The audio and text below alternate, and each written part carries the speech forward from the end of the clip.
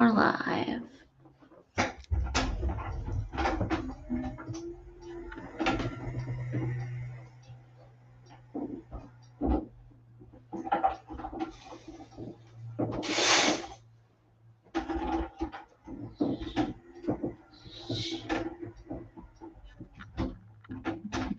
Yep.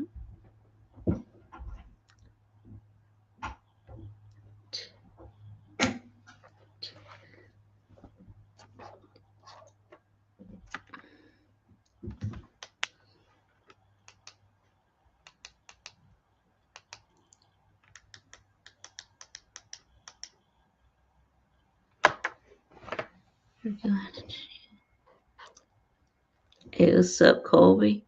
What's up, Matt? Yeah, thanks for joining me on the stream this evening.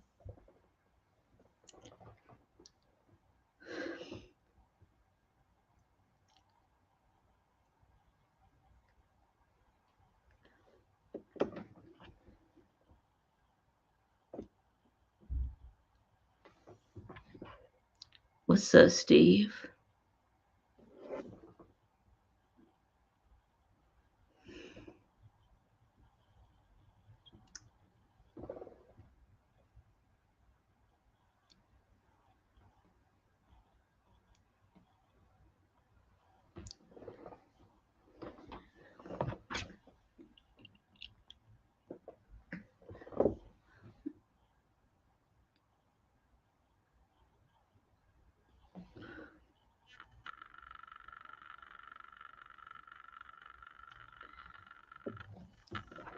Yeah. Good morning, Thomas.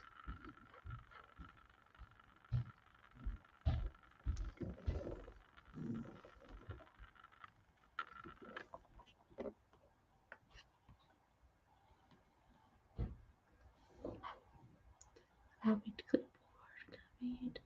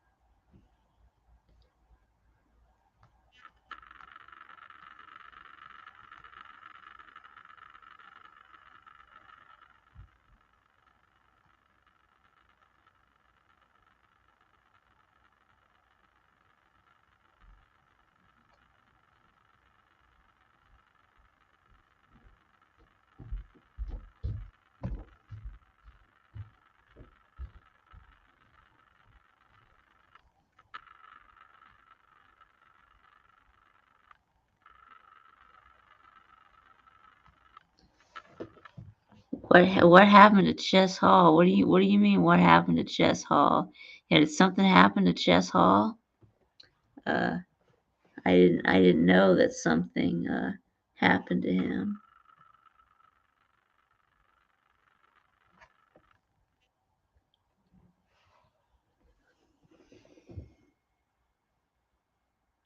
Yeah. Good evening, Battle Angel. Yep. Something happened to Chess Hall.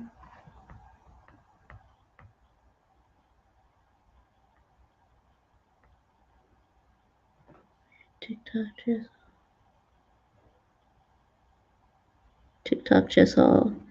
Well, I don't know. He's still making videos. So I mean, I don't know what you're talking about, but yeah, yeah. I don't know. Yeah, go dogs. Yeah, go dogs, J Shipes. Yeah, let the big dog eat. Yep. What's up, Los Falcons? He got banished. Okay. He got banished from all the cool YouTube channels. Okay, well he hasn't been banished from my channel. So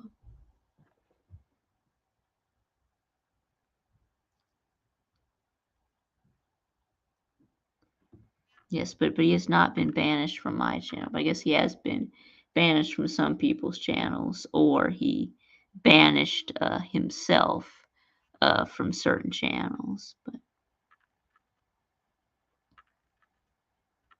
hey, what's up, Neo?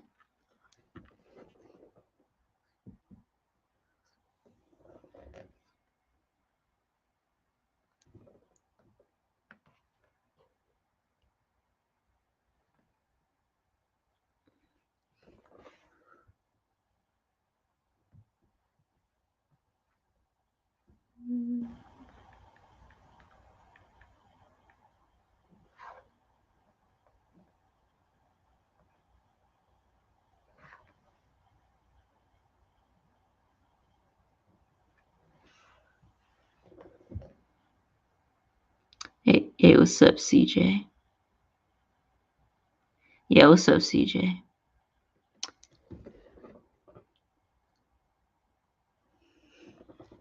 How's Chest Hall? Some of the nicest breast in the game.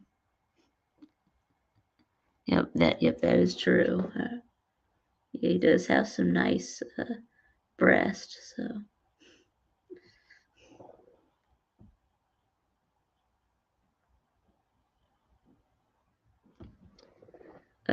did I get a haircut? Yes, I did.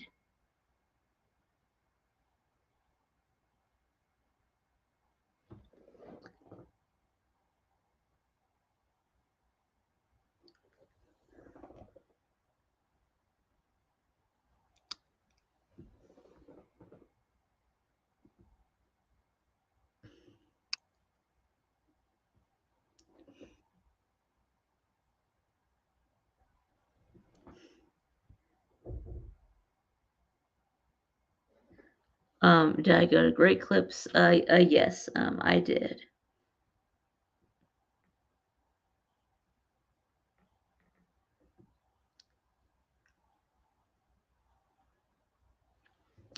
Oh yeah, I love you too, Jesus. Phone at 6% and charging.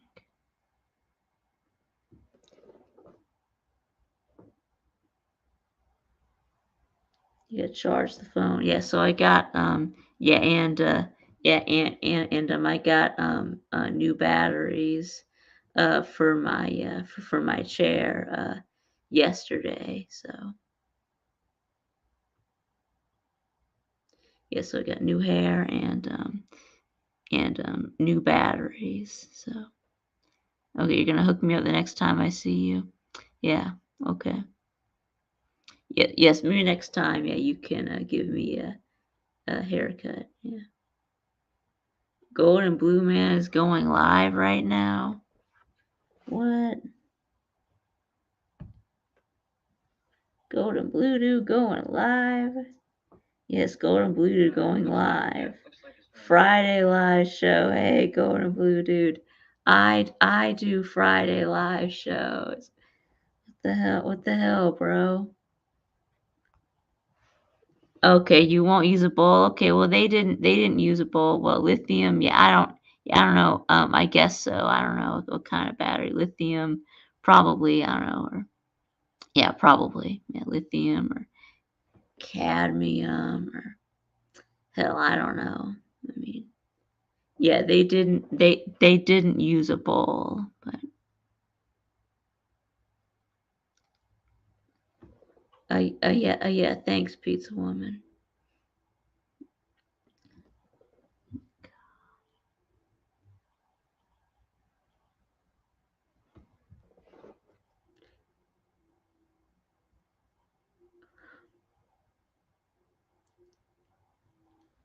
Well, hope that my loyal. Hopefully, yeah. I mean, I know that my loyal supporters are still gonna watch me. So better than TB's haircut.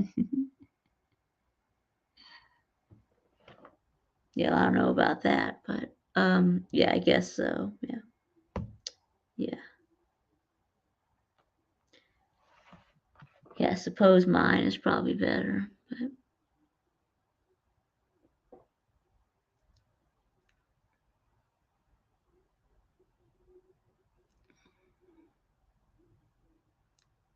hmm so yes. Now that I got my new batteries, so now I can go to G Day. Yeah,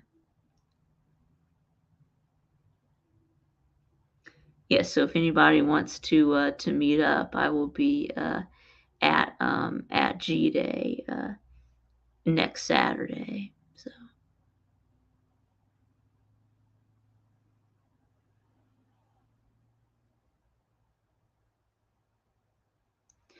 wow, you can watch Go to Blue. His channel was if I was on fire and his channel was water. Wow.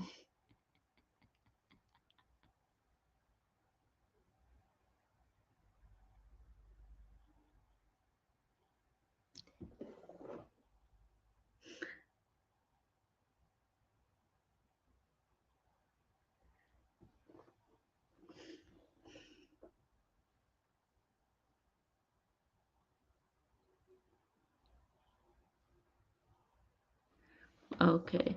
Tiger Baston's gonna be doing some real streams. So he's gonna be streaming more. Is he gonna be streaming more Fortnite or what or Warzone or oh yeah, I'm who we're going with. Yeah, I'm going with my dad. Yeah. Look, Honky Tonk is here. Yeah, how about it? Yes, yes, yes, Pizza Woman. Golden Blue Dude has been weird lately. Oh, okay, he's gonna do a call in. Okay, okay, and a trivia stream. Okay, okay.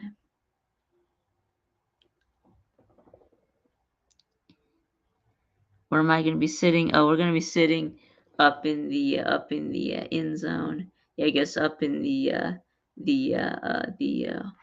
I guess up in the wheelchair seating in the end zone. Yeah, right in front of the video board. Yeah, right by the bridge. Yeah, yeah. That's where we'll be sitting. Yeah.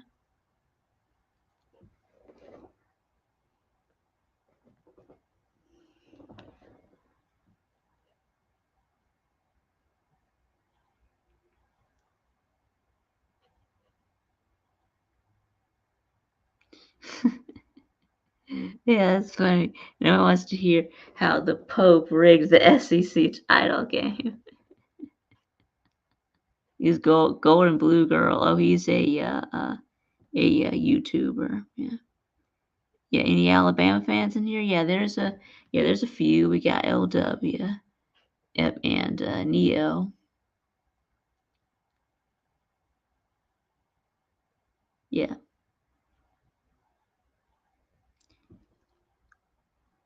yeah. So we do have two Bama fans in here.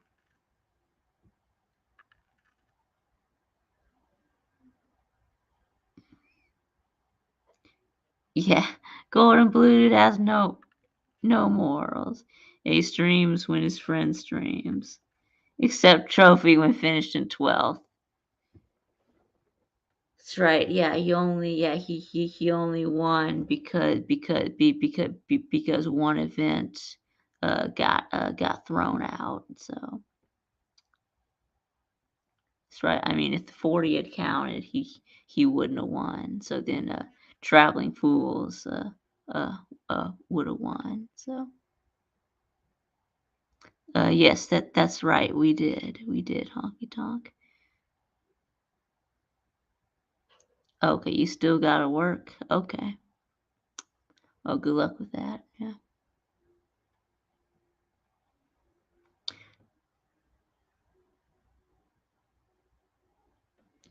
Yeah, good luck with that. It sucks to be working on a Friday evening, but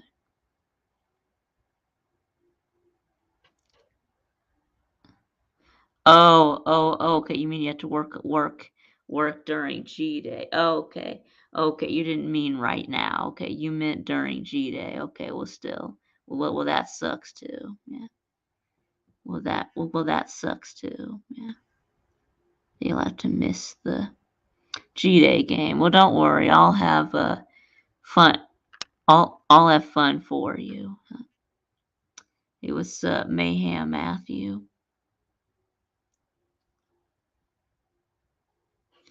Yes, I wanted the Braves to win too. I know.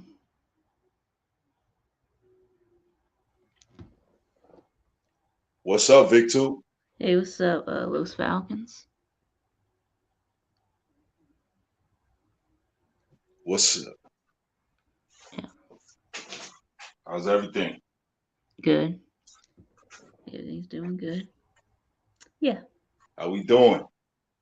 Yeah, we doing good. Yeah, we doing good.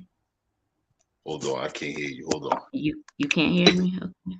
Oh, now I can hear you. Go ahead, Vic. Okay, good. Good. Yeah. What's up, I'm buddy? doing all yeah. Yeah, I'm doing all right. How about you? Man, I'm doing great. I don't know who this GBD guy is or all the drama that's going on the tool, but No. is that what you're talking about now today? Yeah. Or No, we don't have to be. Yeah, it's just he's a college football YouTuber. Yeah, he's a West Virginia fan. Yeah. gotcha, gotcha, What's up, gotcha. guys? What's going on? Not much, not much. Yep. Yeah, yeah. So did you watch any of the Braves game from last night?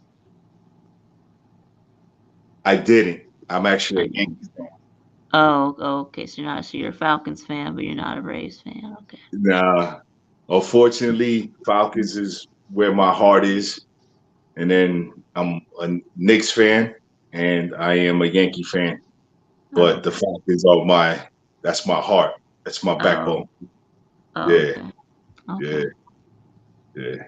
I So watched a little bit of the Braves last night. We didn't look too good, man. No. But mm, you know, it's just opening. I mean, the first day you got a lot of games, Yeah. so yeah, of course. Yeah. Everybody's probably a little bit nervous, right? Yeah. First game and all, Yep. expectations. Obviously, you guys are the champs. Yep. So, you finally, know, yeah. finally, man.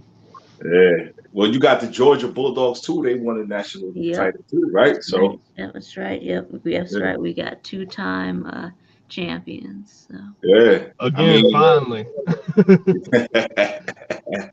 you know, eh, I mean, hopefully the Falcons do something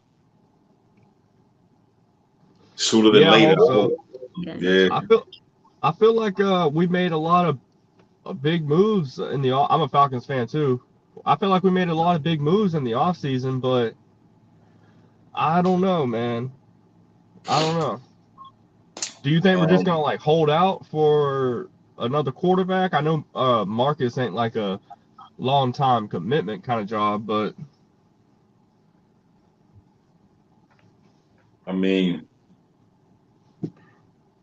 a bridge takes a long time to build, man. So if he's a bridge quarterback and that's what we're saying, the bridge takes a process to build to get to the other side, and hopefully when you get to the other side, you have some type of success.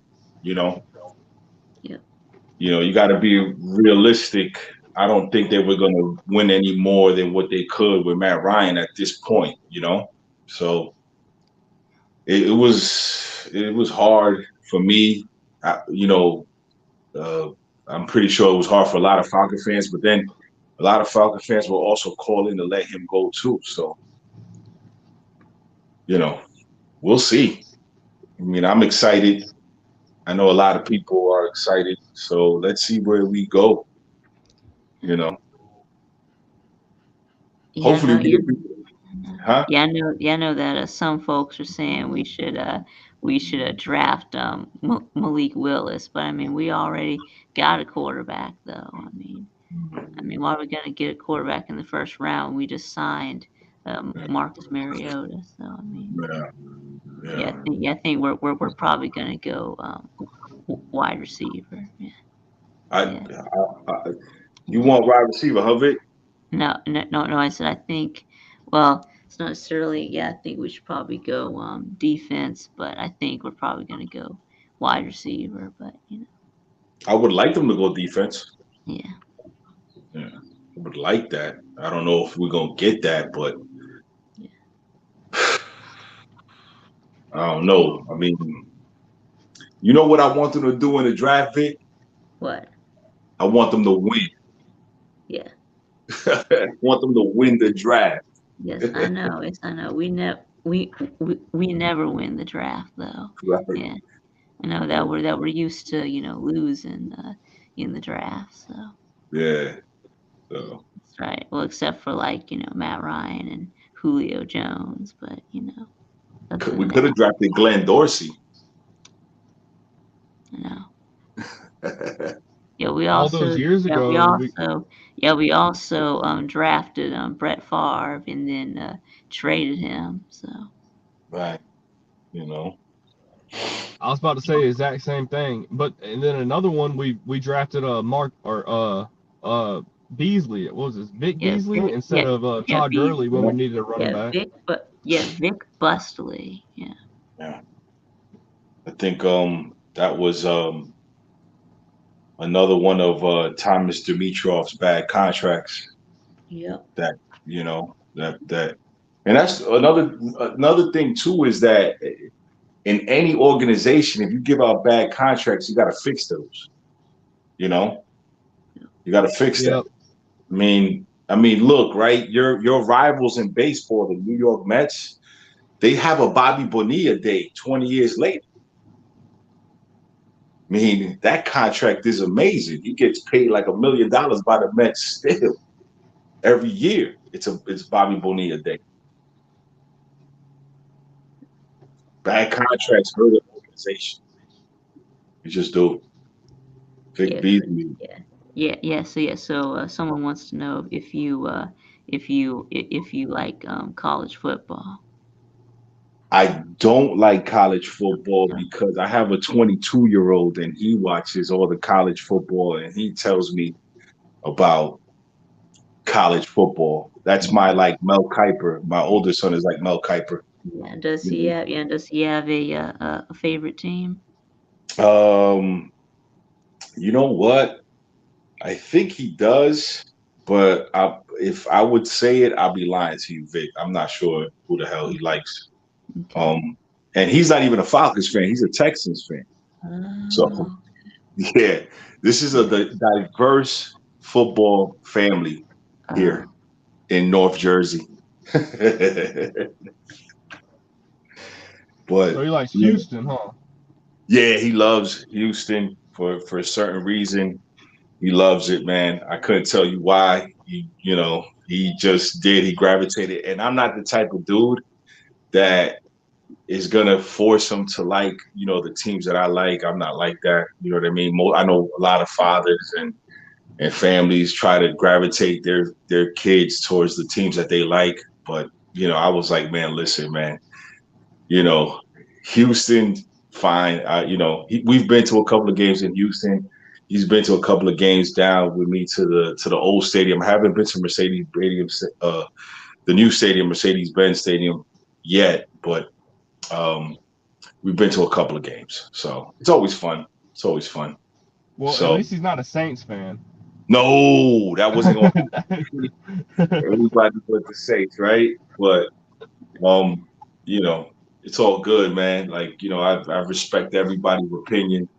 I think YouTube is a little, it's a little, I'm starting to learn a lot more of being a YouTuber. I never thought I would shoot videos or anything like that, but I'm kind of understanding Some people, you know, take it very seriously with the insults and stuff like that. Yeah, Me personally, that's I don't. crazy drama. Yeah.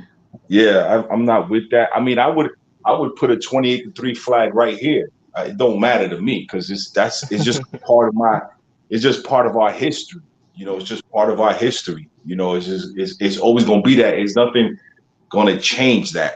It's always gonna be. So, but if I could bring some another perspective on it and just try to get people to understand that we enjoy the game, but the game is also changing, then then cool, But I think some people I see the drama, and I ain't with the drama, man. I ain't with that, man. I like to talk to good people and exchange ideas with good people. Vic, I met you on the Slitter. You good people's man a couple of times, and Yeah. you know, and Kobe. Is that how you say your name, Kobe? Yeah, Colby. Yeah, nice to meet you as well. Kobe Covington, that's my man too, the fighter. Yeah. Like I said, um, I'm glad you're a Falcons fan. I am too. So is Vic. I didn't know you. I've never seen you around. So like, you're a new face to me, but you seem cool, man. Yeah, I'm a new face, man. I've been shooting videos since the beginning of the season that just passed, and I just continue to do it.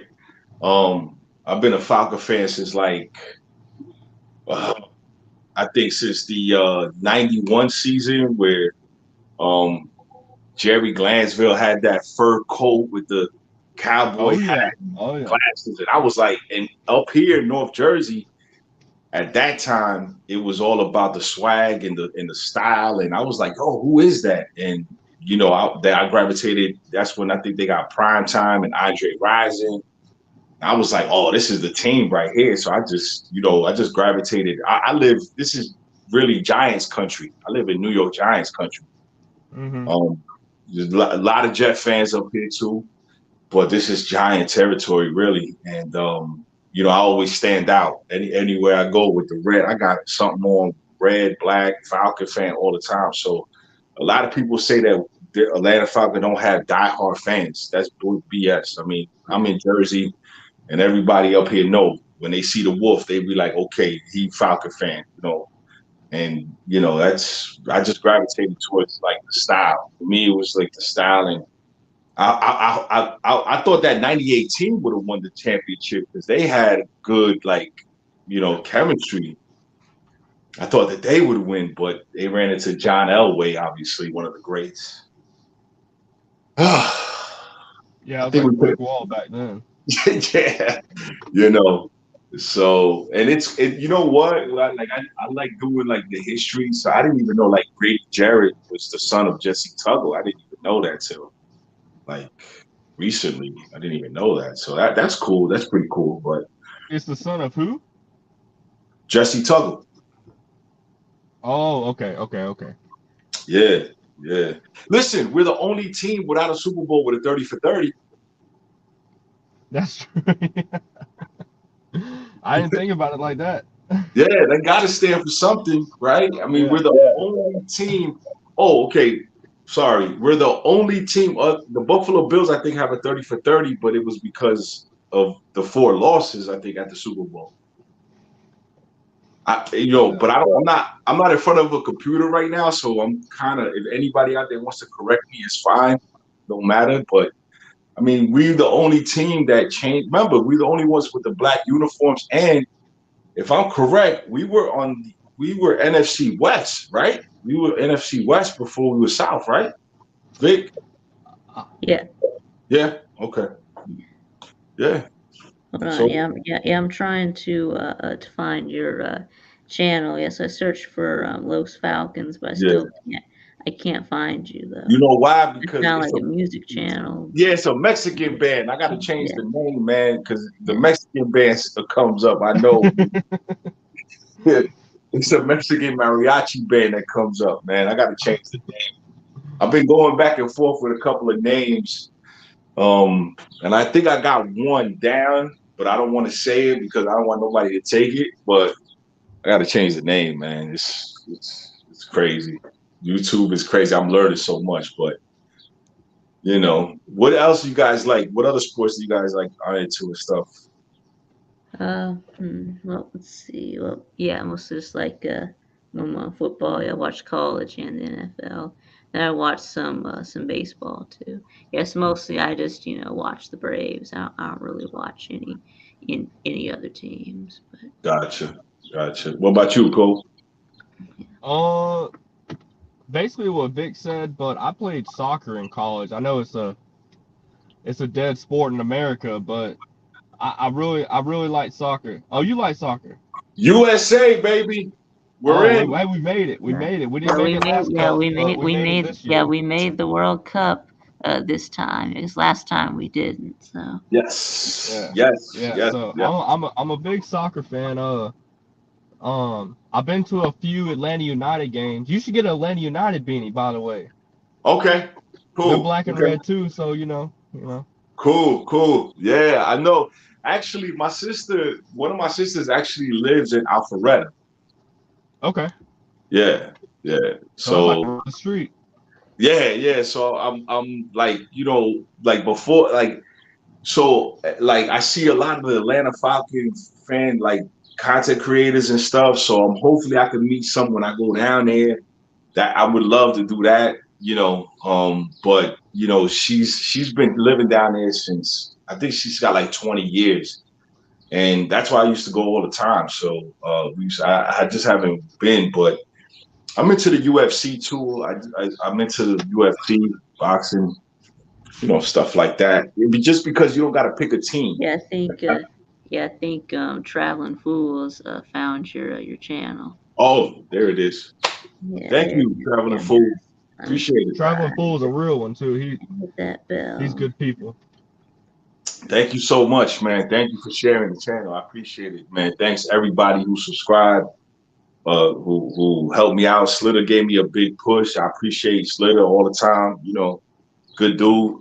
Um, Thanks, man. Everybody, man. Everybody's been showing me support. I've been meeting good people. I even met a good Saints fan that I went live with last week, and a Carolina Panther fan, and we went back and forth for like an hour, but it was good conversation. It wasn't really nothing too crazy. So I'm thankful to everybody, man. So, but I watch UFC too, just because I don't have to pick a team.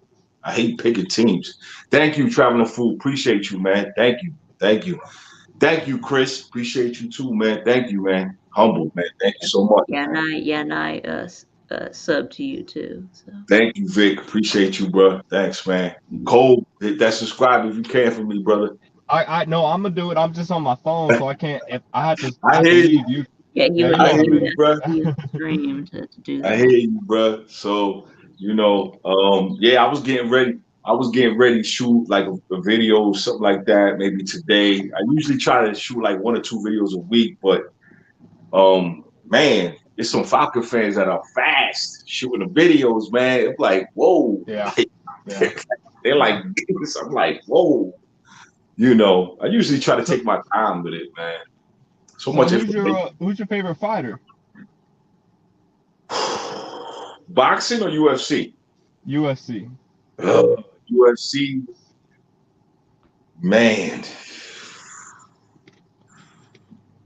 To be honest with you, man, I think Khabib is probably there for me. Just I would say John Jones, but John Jones just has a lot of issues.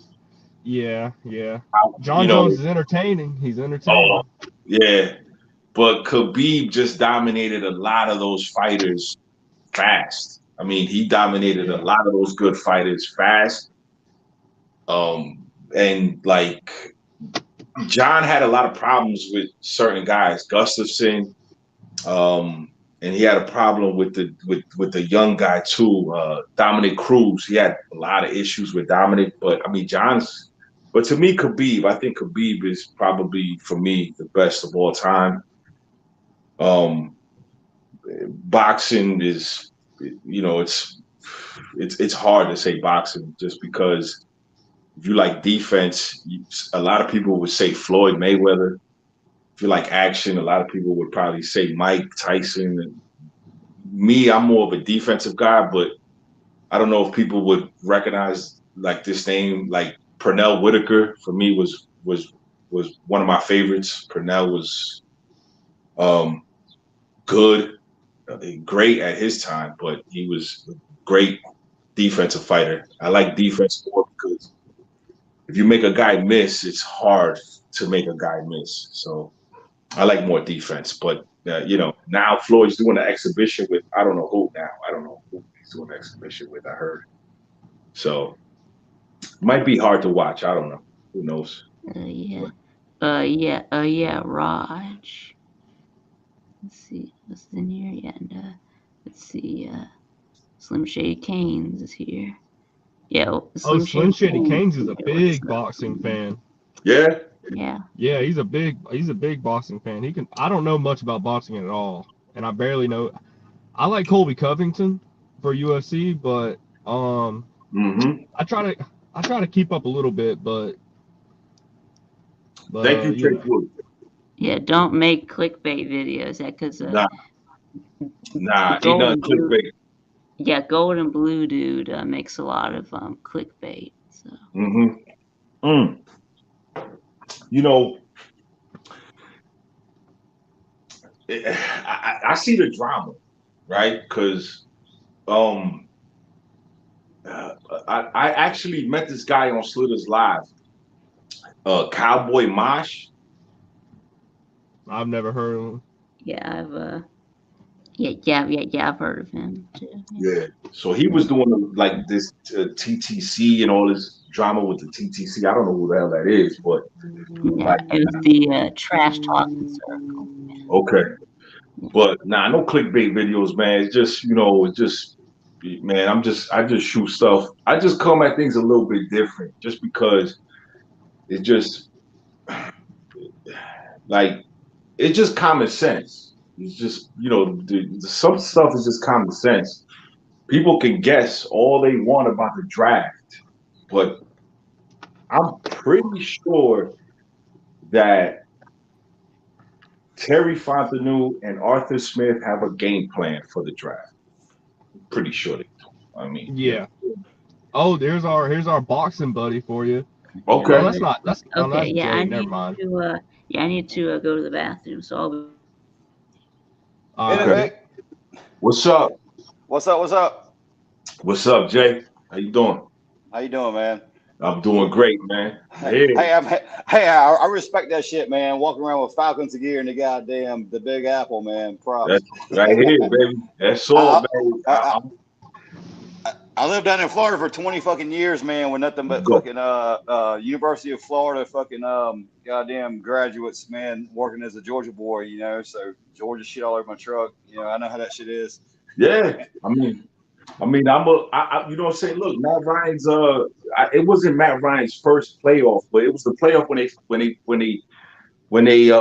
played the Giants and he lost 28-2. Remember that? 28-2 loss? I was there. Yep.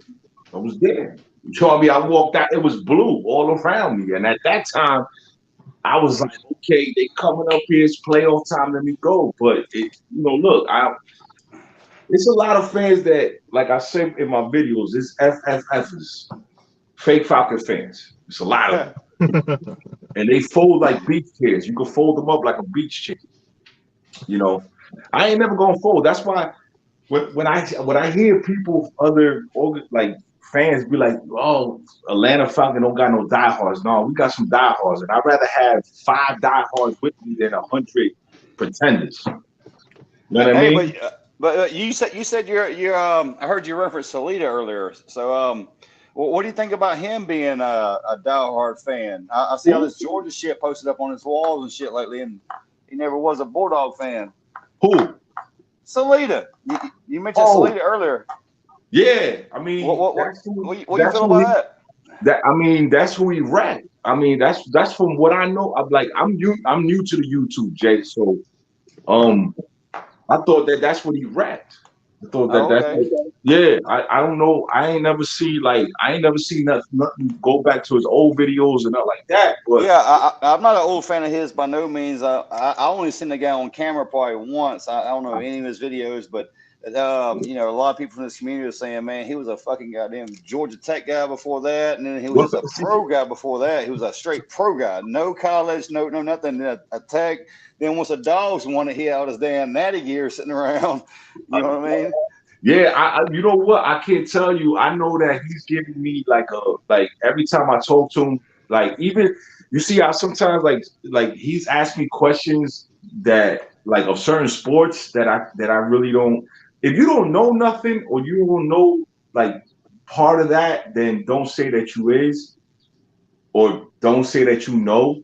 You know, but like I have no clue. I know he's giving me a push. And we are going back and forth has been very good. I don't know nothing about his old videos. I do, I do know he went back. How I got to know him was he did a live with a Giants fan because this is Giants country, All right. and that's how I started to notice his channel. And then when I shot the channel, him and Smitty gave me a shout out, and then he gave me I yeah, don't know any of these people, man. In fact, I never even heard of Salida. I started hearing shit about it like 2 weeks yeah, ago. Was on a different stream, Rogers, and we came over here afterwards, a little private stream, and man, he right. was on there dogging a boy. He's an Alabama fan, but was still part of our community, whatever. And anyway, I was like, that motherfucker looks like a damn Dr. House, but cracked up. You ever seen that show House? Yeah, yeah, House. He Yeah, yeah. looks like a cracked up Dr. House if he I took the mean, wrong path in life. yeah. I mean, I mean, the way he talk, he like a diehard. I mean, he knows a lot about the Braves. He knows a lot about the Falcons. He knows a lot about, you know what I'm saying. But Well, what it is, it's like Salida. Like Salida's a good guy. Like I have nothing wrong with him at all. And right, like he just likes every team in the state of Georgia. And what gets a bad rap about him, he's a Georgia Tech fan and a Georgia fan at the same time. That's the only bad got thing you. that people Yeah, don't like got about you, him. You know what I mean? But got it's not, you. it doesn't make him a bad person or It anything. would be like me. It would be like me being a Mets fan and a Yankee fan. Yeah, Well, no, something like that. Yeah. no, it'll be like the Giants won the Super Bowl, and then you sitting there fucking putting your whole fucking room in gear. No, no, that ain't shit. I just told Kobe I'm gonna put a 23 flag up here. So I tell you, and I got family in Boston. I got family Good in babies. Boston. You want your treat? You want your treat? Come I here. got family in Boston. You know how hard it is to go to Boston with anything Falcon. You know how hard it is.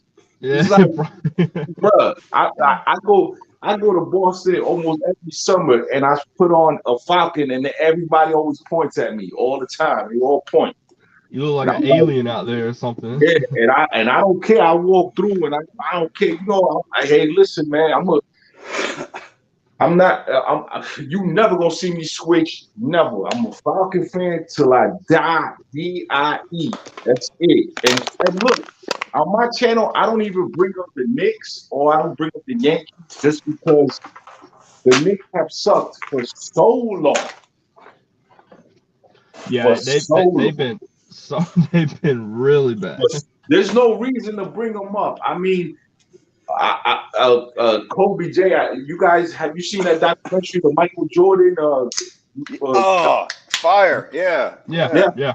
Okay. Well, guess what? I never watched it. You know why? Because I lived it. I lived it. Dude, Right? Spike Lee is still sitting on the sidelines right now harassing players. That's the funniest shit. I lived it, man. I lived it. There's certain things that I won't rewatch because I lived them. Like I lived them. You know what I mean? So, I mean, the Knicks have not been good for a while. And everybody knows the Knicks haven't been good for a while. The Yankees, you know, haven't done really anything since '09. You know, there's not really that much energy that's going to go into a 162 game season. I mean, I can't get here every day and blog about a 162 game season. You know, it's just easier for me to talk about UFC and football and probably other things. But I mean, the Knicks haven't Well, been like They've Well, been. here's your boy to talk about boxing now. There you go. Slam, you used to box. You used to box in your younger days, didn't you? Yeah, when I quit playing football, I spent 2 years Golden Gloves. That's what's up, man. That's what's up. Yeah. Yeah. Now, as long as I do want to know how you're going to throw defensive boxers out there and throw and not throw Andre Ward's name above Floyd. No. I said my favorite defensive boxer was Pernell Whitaker. Oh, okay, I got you. Yeah, I didn't say that he was above Floyd. No, I said Floyd is probably now the best defensive fighter, but he probably got that from Pernell. And remember, he beat Roger. He beat Roger up. Yeah, he did. He wasn't playing no defense with Roger. He actually hit Roger behind stage because that was on Channel 7. That's why I was little too. I wasn't even, but I'm showing my age, as you can see, showing my age. Yeah. But he beat, and I think he beat Chavez. I just think that they gave it to Chavez just because of the height.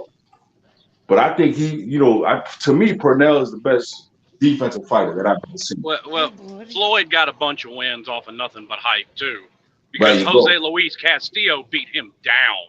There you go. I agree with you. Even Marcos Maidana in his first fight. There you go. Yep, Maidana. Yeah.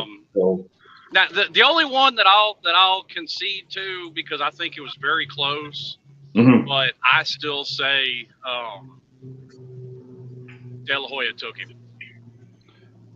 He didn't do too much in the De La Hoya fight. I'll give you that. He didn't do too much. Yeah, Floyd's 50-0, but nobody knows about those 2 fights that didn't count against his wife he won. So he's actually 52-0. Hell yeah. So, I mean, I watch boxing now. I just think that now it's just more, everything else is just more of like, I don't know if there's any characters in boxing anymore. Everybody wanted to watch Floyd because they wanted him to lose. So his persona, but I don't know about now. I like Earl Spence. I like Terrence Crawford. What about you? Yeah, I like Bud. I'm a big fan of Bud. I think, for me, pound for pound, the 2 best fighters in the world are probably Vasily Lomachenko Lomo. And yes, sir, and Gennady Golovkin. And I saw somebody put Canelo's name in the chat earlier. Golovkin beat the brakes off Canelo in both of those fights. People need to stop that. Yeah. I like Canelo has been hand-fed opponents his entire career. Of course. And I'm not knocking him for it, because he doesn't have complete control over that. But to me, I lost all respect for Canelo when he actually got in that ring with Amir Khan. Yeah, I see that. They had no business being in the ring together. No, he outweighed Amir Khan by probably 35 pounds the night of that fight. Yeah. I mean, Floyd beat him easy too. Well, that's where Floyd's the smartest fighter, because he knew when to fight people. Well, he fought Canelo early in his career when he knew he couldn't take Canelo now. No, but he fought Canelo early in his career when he knew he could. Oh yeah. He's that just boxing now is just like, there's just no characters like there used to be before. I mean, I don't know. There's just no. It's hard to watch sometimes too. And I love boxing. It's hard to watch. Well, see, that's MMA to me today. I was a big MMA fan from 99, 98, 99 up through 2012, 13, right in there. Okay. Yeah, that's for me. I say that. A lot of the people that I was a big fan of, well, for one, they've all retired. Right. But for another, I don't think fighters today are as good as fighters from that time period. No, I mean, you know, you're not gonna have a guy fight like 100 times anymore. I don't think. It's just, you know, I just don't. I mean, you're not gonna fight. You're not gonna find another fighter go through the gauntlet like Fedor Emelianenko did at the heavyweight division. Fedor was a problem too. Oof. That was the GOAT, son. Point blank. Period. Yeah. Oof. Oof. Yeah. And see, I was more of a fan of Pride's rules than I was UFC's.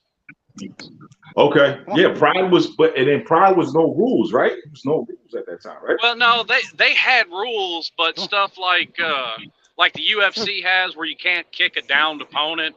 Man, Vanderlei Silva used to dominate with that kind of stuff. Yeah. But I read in the comments, they said what he said, Vic, in the comments. What he said? Yeah, you say so that Prime Mayweather couldn't take Prime Canelo. That's the craziest take I've heard in a while. He couldn't. There's also, look at the people that Floyd Mayweather avoided. He knew better than to ever get his ass in the ring with Roy Jones Jr. Who's Butterbean? Oh, good Lord. Butterbean was a big fat white boy. Yeah. He's that dude from Mike Tyson's Punch Out, the big fat white guy. Butterbean was a super heavyweight, and if I'm not mistaken, still holds the world record for the fastest knockout at 12 seconds with the 10 count. Wow. Yeah, that was a hard-hitting dude, man. Hard-hitting dude. That's a big boy. That really is. Yeah, that's a hard-hitting dude. He was in the Jackass movie, too. Buddy, let's go. Movie. Yeah, he was in the Jackass. What do y'all think about Sean O'Malley? He's nice. Because he's like the most, I don't know if he's a good, I mean, he's been all right. He has a good record, but I mean, I don't watch you as much as his fights as I should to be like talking about him like I can, but like he's like an upcoming guy, but he's a little fancy with it. He's a showboater. I mean, to me, I think you just need a mouthpiece, and you know, and like if you have a mouthpiece, people gonna gravitate towards you. If you have a mouthpiece, I mean, but I mean, I don't necessarily think you need a mouthpiece, because people love Golovkin, but you know, boxing being boxing, he got screwed out of his win, right? And I think it kind of killed some of his momentum. Yeah, I mean, it did, but I mean, I'm just saying, like, you know, if you have like a Sugar Ray and Marvin Hagler, I don't know if you're gonna get a big fight like that. And both of them, it was just skill. I mean, Sugar obviously was a little bit more mainstream than Hagler was, right? But now, I think that if you do talk a little bit, because Kobe was about to be cut in Brazil. Colby Covington was going to be cut in Brazil. They told him, "Hey, listen, this is your last fight." And then he wilded out on the guy in Brazil, and he started calling them dirty Brazilians and this, that, and the third, and blah, blah, blah. And the UFC said, "Oh, wait a minute, let's keep him," you know. And you know, now I think I want to say he's probably like the second biggest star, and he's not even a champion.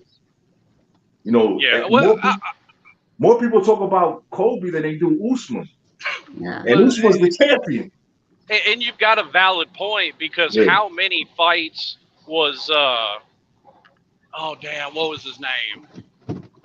The American Gangster. God, everybody called him the bad guy. Chael Sonnen. Yeah, how many fights did Chael Sonnen talk his way into? There you go. Yeah. And lost.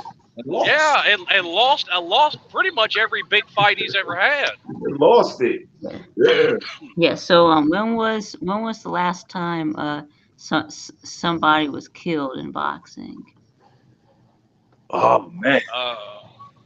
I want to say it was that guy with the loaded gloves, right? The guy with the loaded gloves. No. Sergey Kovalev killed somebody in the ring. That was probably about 10 years ago. The Crusher. Adonis Stevenson got brain damage in the ring. Like, that's right. What was that? 2-3 years ago? 2-3 years ago. Yeah. Wow. I mean, Sergey Kovalev's another one. Before he started before Father Time started to catch up with him, that was Mhm. that was a scary light heavyweight. Yes, it was. Yep. I mean, I remember even Kelly Pavel. He was knocking dudes out. Yeah. I mean, He you know, was. yeah. I mean, But and I was a big fan. I mentioned Roy Jones Jr. a minute ago. Roy Jones Jr. is a terrible technical boxer, but I love him. Great do rapper too. you? I mean, I really do. I mean, because how many boxers do you see lead with a left hook? I mean, yeah. The James Toney fight. I was like, and I love James Toney too, by the way. But I was like, wow. I was Yeah, like, and that wow. was, to me, that was impressive because James Yeah. Toney's got anesthesia in both hands. Does he? Huh. I didn't know that, That's why man. they used to call. That's why they used to call him Lights Out. James Lights Oh, Out yeah. Tony. Okay. That makes sense. That makes sense. That makes sense. Yeah, what See, about I, Tyson Fury? Yeah. Tyson Fury. Yeah, Tony almost know about. Yeah, I want to know Wilder versus Fury, right? Tyson Fury is so big it throws people off. I mean, Big. go back to his fight against Vladimir Klitschko. Klitschko. If Klitschko had thrown anything, he would have won that fight. But Fury is so unorthodox and so big Yeah, that it throws people off their game. I mean, Vladimir Klitschko threw less than 200 punches in that fight. That's why he lost. yeah, his movement, man. His movement is like so, like I don't know. It's like it's weird, but I don't know because the heavyweights like back then you had like Lennox Lewis, Mike Tyson, Evander Holyfield, Ray Mercer. I Hey, mean, I was at the Tyson Lewis fight in Memphis. oh, were you? Okay. Oof. I mean, you talk about. I don't know if he would survive those guys. I don't know if he's gonna survive those guys. Hey, Fury. I'll say this: if Customato hadn't died, Mm. Mike Tyson may have retired undefeated. You don't like Evander better than Mike? No. I like Evander. I really do. And Evander, I've never understood it. What gets me, and it's a highlight reel clip. He comes out of the corner at the beginning of the round, and it looks like he throws two lazy jabs, and dude is out like a light. Man, I mean, you talk about in those days, Riddick Bowe and him had wars. Riddick Bowe and him had, Riddick Bowe was good too at one point. Even Galata was good at some Or point. my bad, that wasn't Holyfield. That was Foreman. Oof. Oof. I'll say this about Holyfield. I think he was very, very good. Mm. But what a lot of people overlook, when Mike Tyson bit his ear off, Holyfield deserved it. Mm. Why? That tattoo Mike Tyson has on his face is to cover up a scar from Holyfield headbutting him about 17 times in that fight. And I mean, I it's didn't know that. it's one of those. Holyfield never even got a warning from the ref about headbutting. And after 15 or 20 of them, Tyson just had enough and snapped. So I mean, I can't necessarily blame the guy. Yeah, I mean, I don't blame the great white hype. Tommy Morseff down of age. Yeah, that dude, Tommy Morrison was something serious. Yeah, he was a big motherfucker. That was a big boy. That's a big boy right there. I mean, yeah, but I can't even remember who it was now. He just got absolutely laid out by somebody. Ray Mercer. Was that Mercer? Yeah. Yeah, Ray Mercer. I mean, you even had the guy the guy that came in from I think he was from Hawaii, David Tua. He was laying people out in the heavyweight division. Now in the heavyweight division, you don't see a lot of people laying people out like that. You just don't see it. No. I mean, as big as Tyson Fury is, he doesn't lay people out like that. He just doesn't. I mean, that's not his game though. Oh no, of course it's the movement. Yeah, I get it. And that for me, that's why I love defense. I mean, I love defense, and I love defensive fighters. I love them. I mean, I like fighters that have a good mix of both. yeah, okay, You yeah. know, I mean, because my problem with Floyd is he's going to throw a punch, slip 2 or 3, and then it's a track meet, and you got to try and catch him running around the damn ring. that's it. Yeah, that was it. I think they just man, I ain't gonna lie, man. I think that when he went to, I think like when he went to, what was that, WrestleMania with Big Show, he took off. He took off after that. It looked like for me, I mean, it's just his character just took off, and you always have to have like, I don't watch wrestling, but I watched wrestling at its height when it was like the WWE against the WCW, like Hulk Hogan, Stone Cold. And all those guys had a character that everybody tuned in for. And Floyd just created a character that either you loved him or you hated him. And I think that that's very important to do. It's like love him or hate him. Tom Brady is the greatest quarterback probably of all time. Yeah. Well, and I don't disagree with the point that. Yeah. I don't disagree with the point you're making. My problem with Floyd is Floyd didn't have any respect for his elders.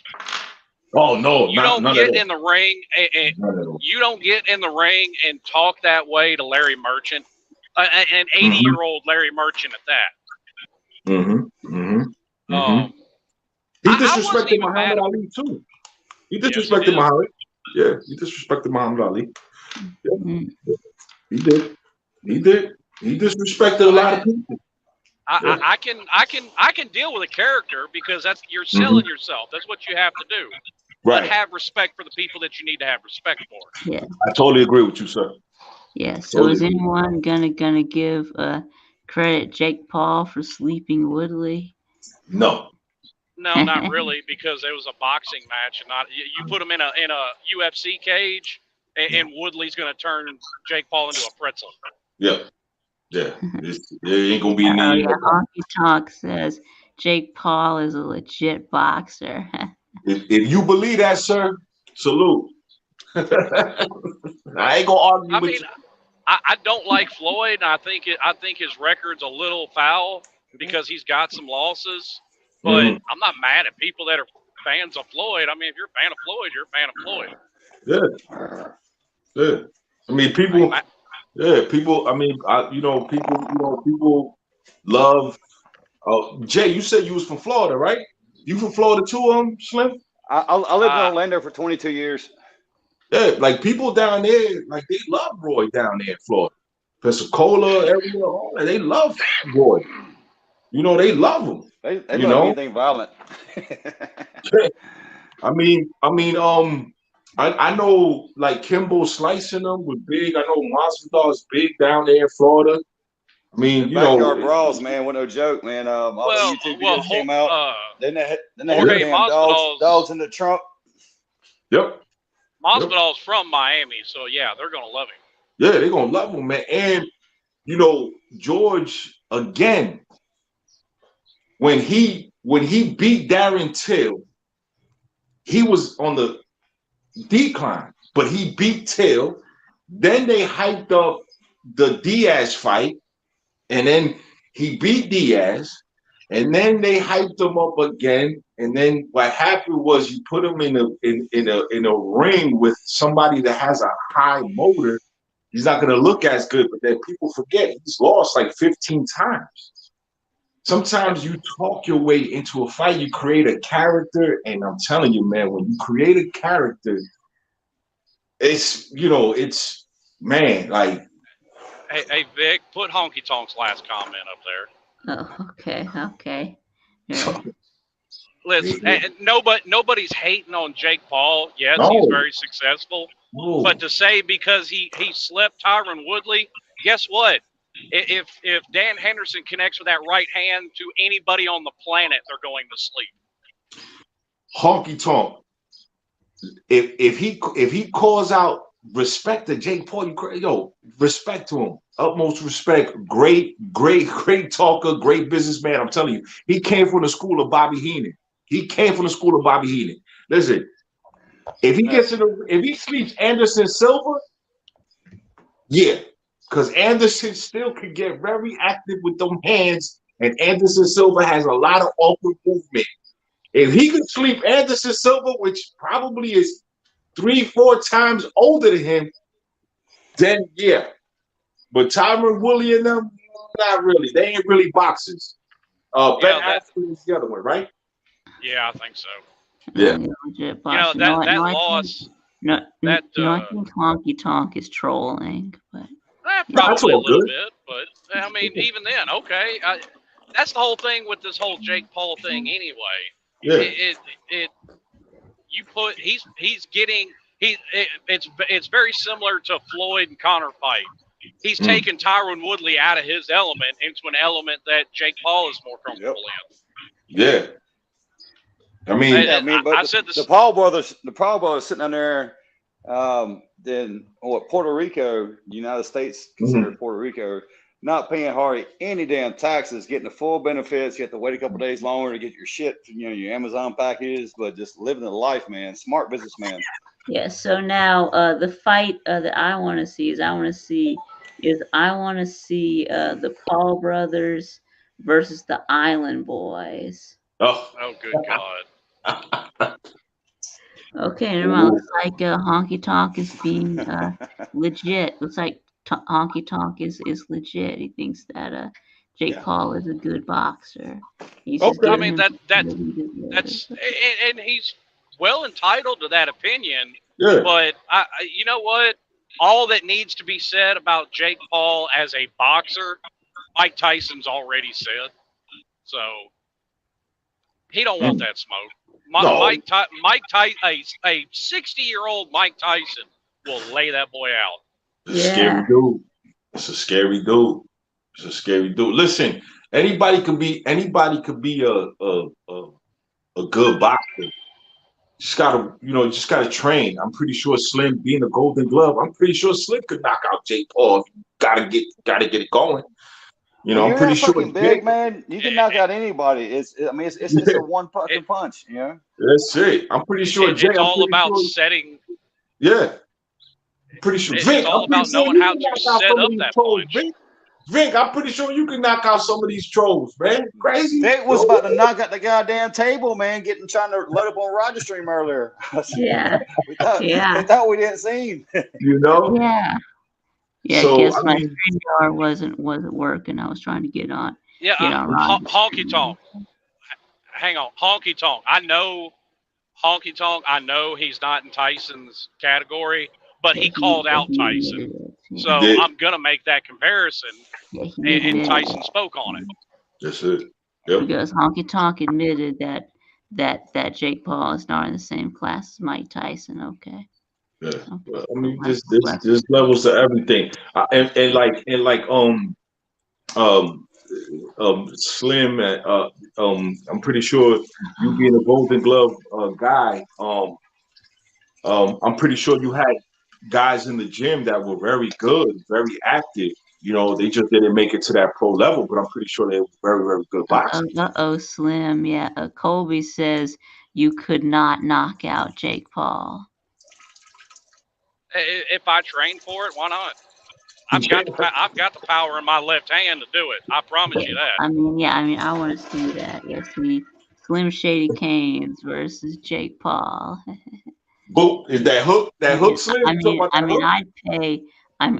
pay to watch that.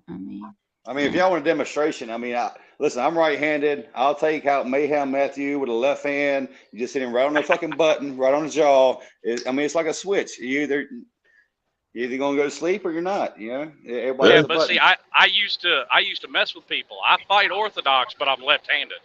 So nobody expected the power in that left hand coming. Nice. I do the same thing, man. In like bar fights, I walk up to people, instead of like cocking back my right hand, if you're in close quarters in like a bar fight, I mean, hell, you go in and lead with your strong hand. I don't give all that rearing back shit. You can't be doing that shit in a bar fight, you know? No.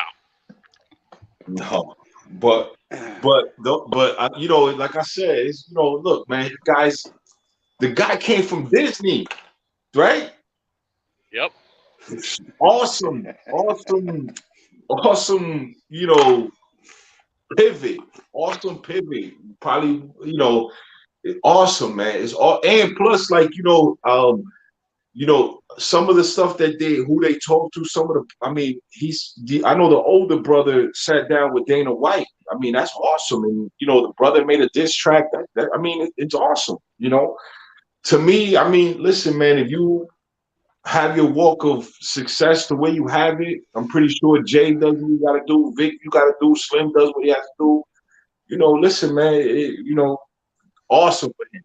But I know this much. I get on the ring with Mike Tyson, it might be a problem for me. That's all I'm saying. It's gonna be a problem for me, maybe. I mean, you know, and Slim is right. A 60-year-old Mike is still gonna be a problem for me to handle. Oh, he a fucking problem. Yeah, for Yeah. sure. Hey, Chase Woods, book that shit. I want you to be a promoter. I want his mother-in-law to be the goddamn ring girl. Set that shit up, bro. I mean, listen, the shape I'm in right now, I haven't been in a boxing ring in over 10 years, no. But you put me training for a fight like I should, yeah. I mean, it's what made Mike Tyson so dangerous was the power combined with the technique. Technique is going to beat power every time. Yep, for sure. Slim, you seen that? Slim, you seen that? That clip of Custom Model slap boxing with Muhammad Ali? Yeah. Oh. Vodka, you're right. 100% Vodka. Great fucking movie. Warrior. Tom Hardy, man. Yes, Slob Thunderdome 2022. I completely agree, Honky Tonk. And I said the same thing about Floyd Mayweather. It's being smart about who and when you fight said person. Yeah. There's a reason that Floyd put off that fight with Pac-Man for 7 years. Hell yeah. He knew better than to fight Pacquiao when everybody wanted that fight. Yeah, Pacquiao had a fucking broke shoulder or a strained shoulder or some shit. Yeah. Well, listen, there's no more corrupt sporting organization than boxing, and there's been a couple of Floyd's fights, like perfect example. When he fought Sugar, after Sugar dropped him in what was that, the 4th round, and then all of a sudden it's like he forgot how to box Floyd. After Suki, would knock out Slim so hard he wake up. FSU fan. Actually, being shorter than Jake Paul, I've got an advantage over him because he'll never see that overhand left coming. You won't see it coming, baby. And that's the most dangerous punch, is the one you don't see coming. Oof. Yes, it is. I mean, how many people did Mike knock out with that overhand right? A lot. He used his height to it. He used being shorter than everybody to his advantage. Yeah. Yeah, but he was also low too. He was always getting low, you know, dipping and dodging them uppercuts. Well, and you notice that's when he dropped off after Cuss died, when he had nobody around him left but Don King. All that head movement and body movement went away, and that was the end of Mike. Yep. I mean, I think Cuss was definitely a good influence on him. You know, he was. Yeah, definitely a good influence on him and stuff like that. And you know, that's what you need. I mean, that's the reason why I love like the UFC and boxing, because I don't got to pick a team. I could just, you know, enjoy the fights and, you know, just like enjoy, because I did a little bit of Brazilian jiu-jitsu, and that's a humbling thing too, man. I mean, it damn sure is.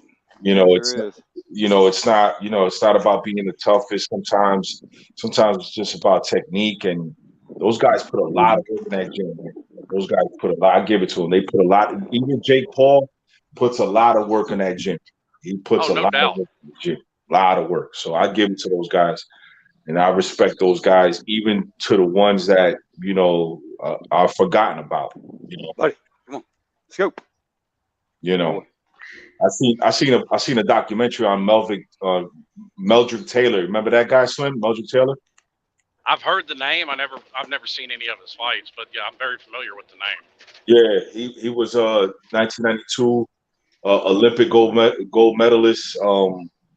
Fought Chavez, lost at the last round against Chavez. It was actually beating Julio Cesar Chavez, and actually lost like 3 seconds into the last 12th round. They stopped the fight, and Chavez busted him up so much on his body that he never recovered from that fight. Never. Don King beat someone to death with a baseball bat. I'm pretty sure he did. He was mobbed up. Yeah. Don King was mobbed up. For people that are getting into boxing, and this is probably one I think you would agree with. To me, a must-watch fight. Really, the entire series, but especially the second and third fights between Mickey Ward and Arturo Gatti. Oh my God! Arturo Gatti. Oh my God! Those were wars. Oh my God! What about Castillo and Corrales? Diego Corrales. Yeah. Oh. I brought up Golovkin, somebody else that was very much like him. This man was actually the unified lightweight champion, if I'm not mistaken, and was stripped of his titles because nobody would fight him. Guillermo Rigondeaux. Ooh. Yep. That is him and Golovkin are the two most avoided boxers ever in boxing history. Hey, Slim, you bringing up a lot of stuff, Slim, man. You bringing up a lot of stuff right now, Slim. You educating out here. You educating. Pay attention. Yeah. You educating out here. Wow. Jeez. Yep. Yeah, if you're new to boxing, Slim got some fights there for you. You can watch on YouTube. I'm telling you, it's some fights there. You want to get new into MMA? I tell you, an old fight you need to watch. Carlos Newton versus Kazushi Sakuraba.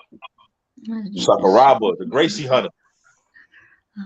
Watch him against Carlos Newton in Pride.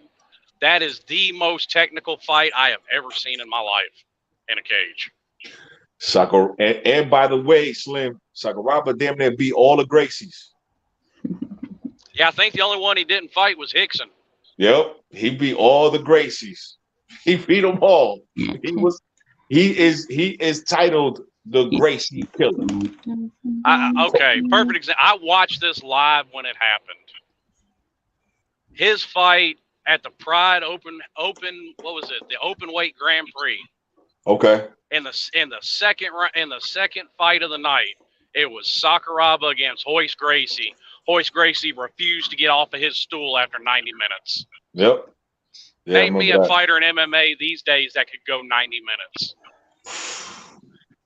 10-minute rounds. Minutes. That's wow. Jeez. Hey, what's the brothers in MMA that's going to have the part 3 against Conor? The two brothers, one of them's going to have the part 3. Everybody's waiting for the trilogy to come up. Talking about Nate Diaz. They got some. Yeah, the wee guy. Yeah, Diaz. Yeah, that's right. Yeah, that's gonna be a good Traveling Fool. Traveling Fool. He did chase Mike with a 357. I think Mike was trying to get with his sister, right? He tried to mess with his sister or something. Yeah, because Teddy Atlas was under Cuss, and after Cuss died, Teddy was the one who took over training Mike. Yeah. And you want some insight into Mike? I really liked it. It was Joe Rogan's podcast with Teddy Atlas. It was like a 2.5-hour conversation. Yeah. And did they talk about? I just sat there on the street with a gun. Yeah. Yeah. I mean, I just sat there just soaking up information from Teddy Atlas's brain. That man is so smart when it comes to boxing. Yeah. He's. I think think I heard something about. Oh, I think he okay. was trying to. It was his niece. Oh, it was a Okay. niece. Okay, yeah, I knew it was something like that though. I knew it was something. Teddy ain't no joke neither. Teddy was also in New York. Teddy was also a connected guy. Yeah. Mob connected. He Teddy connected was a guy. hell of a boxer back in his day. Yeah, yeah, yeah. You know, that's you know, them I Italians, mean, if boy. Michael Jackson can beat up Tupac, anything can happen. If Michael Jackson can beat up Tupac, Did that y'all happen? know that story, right? Yeah, that's yeah. It was some R&B singers, little niece that they were fucking with. Some Yeah. famous guy. Here, somebody in the Wow. chat, Google it real quick. Well, Yeah, I mean, yeah, Tupac was yeah. nowhere near as hard as people tried to make him out to be. Yeah. I mean, even Snoop tells the story of when Nas let him slide in New York City. There you go. There you go. Yeah. I mean, you know, you're an actor, act, Yeah. like, that's what you are, act. If you're, I think Jamie Foxx said it about LL Cool J. He said, I'm an actor. I act, I don't, On, on the set of Any Given Sunday, that there was a fight broke down between LL Cool J and let me see, Jamie Foxx and who's the other guy? And Jamie Foxx was telling a story. That's one of the funniest fucking stories you ever hear. yeah. I mean, I think I love Yeah. Tupac. I love it. But I think he got involved in something that he didn't understand. And when you get involved with stuff you don't understand, it could come bad for you. It could become bad. Yeah, let So the big dog eat. Says he got to meet Ray Boom Boom Mancini. Mancini. hell Yeah. yeah, yeah. That's another dude that went to war with a lot of Says that people in the ring. his downfall was when he killed that boxer in the ring. Mm. Yep. Fucked Yep. him up. It's weird, man. It ends some people's careers. Some people it doesn't. I Yep. mean, Yeah. how I brought up Kovalev did earlier. How he was able to keep from any backlash on that, I don't know. Yeah. It man, Well, TV. I don't really know much about boxing, so. my bad, Viktube, man. We just going on. My bad. This your live, baby. I'm sorry, man. Yeah, it's all right. It's all right, man. We're just You know. falling down a rabbit hole. That's all. Yeah, I'm sorry, Vic. There you go. Yeah, And we need to convert Los Falcons to a UGA fan. Yeah. Okay. I don't know. Listen, I got a 22-year-old. He watches college like nobody's business. I got a 5-year-old. He runs me ragged. I can't watch everything. I can't watch. Can't watch it. Yeah, Rick says I look like a young Asian kid. You don't have to take that kind of lip off of him, Vic. You look good, Vic. You looking good, Vic. Right, nice and clean. Yeah.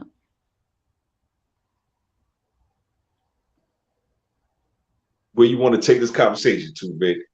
Well, I don't know.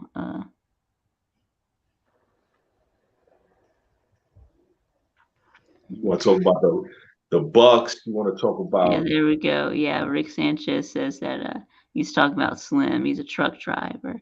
They need people to talk to. Ooh. Slim, you a truck driver? Yes, sir. So am I. I'm on my way to New Orleans as we speak. There you go. Oh, you going to New Orleans? Cool. Yep. I got in from Wisconsin at about 10 o'clock this morning, and about an hour and a half later when my trailer was ready, I took off, headed down here. Yeah, that's great. Yeah, TV says I look like Aang from Avatar: The Last Airbender when he grew his hair out. Yeah.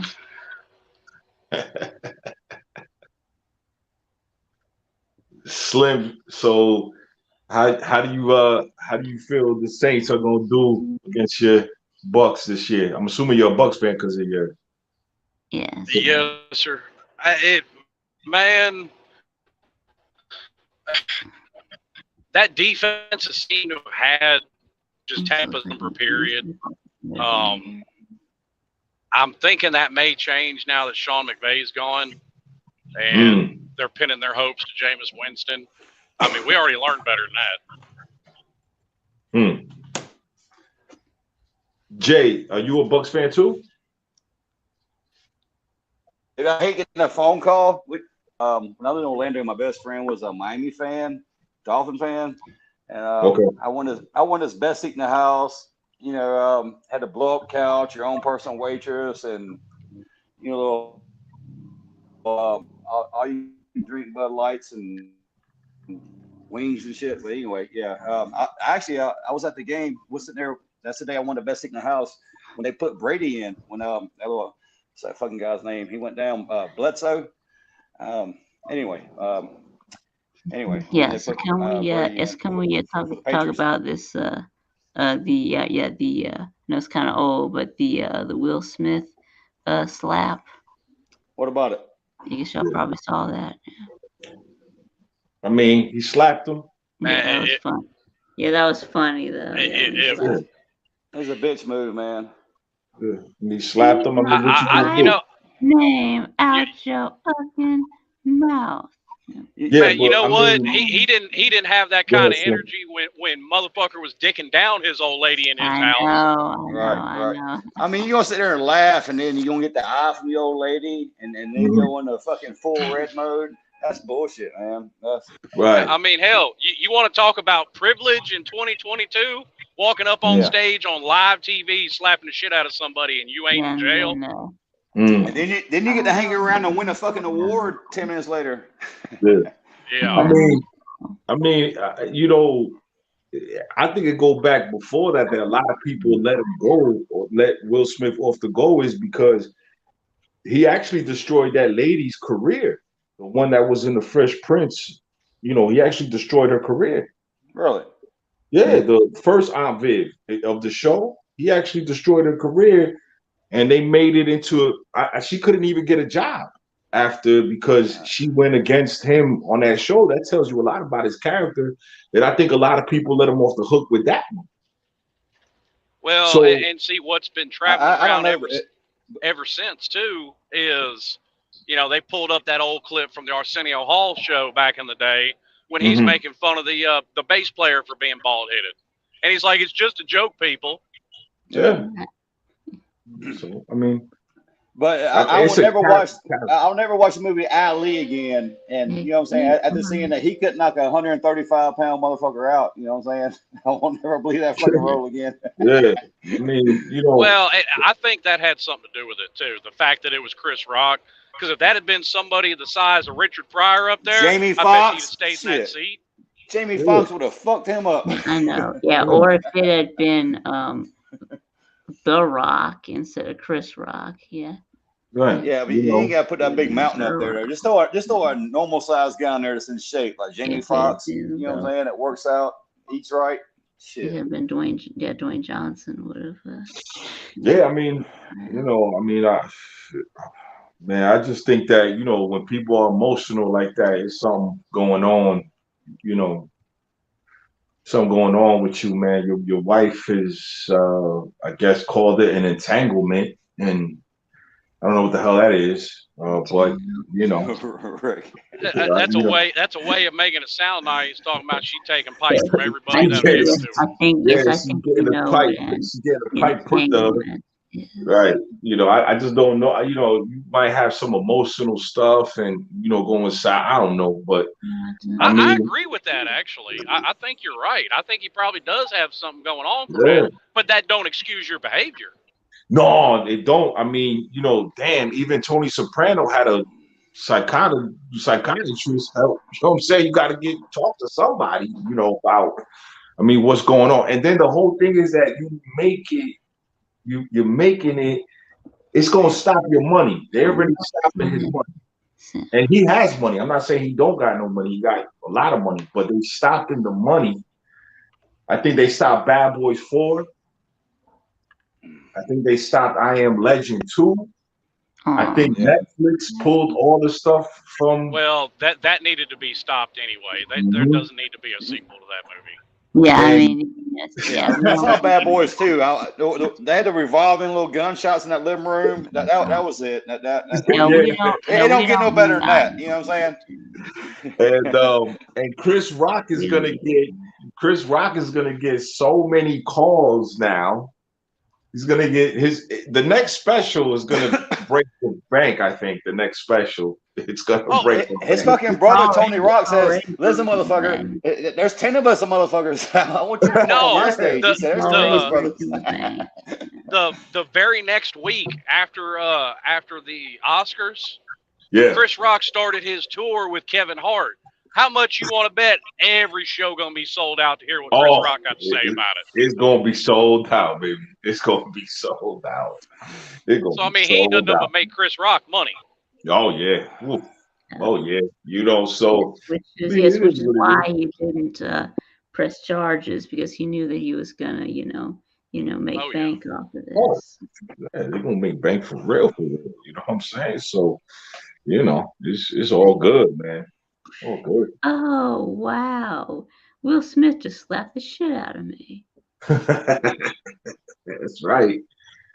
I would have probably sued too, right? I mean, he should, that's what Jim Carrey said. He would have sued for like $200 million. That's funny, vodka drinker. I Am Legend got named I Am Bitch. It is. Yeah, and I agree. Like I said, I agree with your point. I mean, Will Smith, ever since that shit with Jada came out, had almost become a meme. I think now he's a full-on meme, but he's also destroyed his reputation. Oh, yeah. I think so, too. Will Smith was looked at as being the nice guy. Yeah. Will Smith has been on the decline since Men in Black. No, he had a bad movie on Netflix, and I said, "What the hell, Sunbright or something like that on Netflix?" Something like that, yeah. With the aliens. I mean, yeah, where he was like partnered with like an alien, where he was where he had like. I've seen previews for that. Was that not any good? I was like, what the hell is this? I didn't know what it was. I didn't know what the. I mean, listen though, everybody's got stinkers on the record. Oh yeah. Yes. Yeah, stinkers on. I mean, not everything Pacino's ever put out was an amazing movie. Yes. No. I am cucked. He certainly was. I think what's the guy that was piping his wife? August, whatever his name is. Is that his name? It was a rapper friend of his son's. Wow.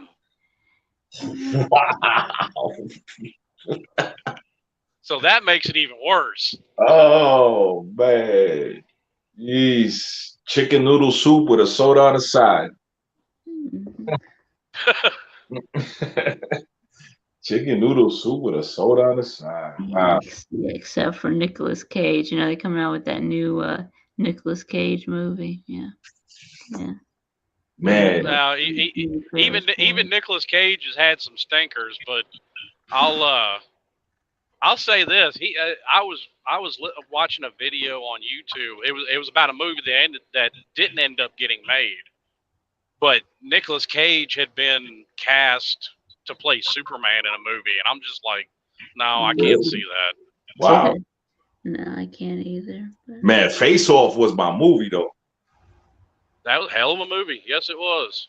Face Off, and then what's the other one? Gone in 60 Seconds with that Mustang. Yeah. Oof, that was hard. A lot of quotable moments came out of Con Air too.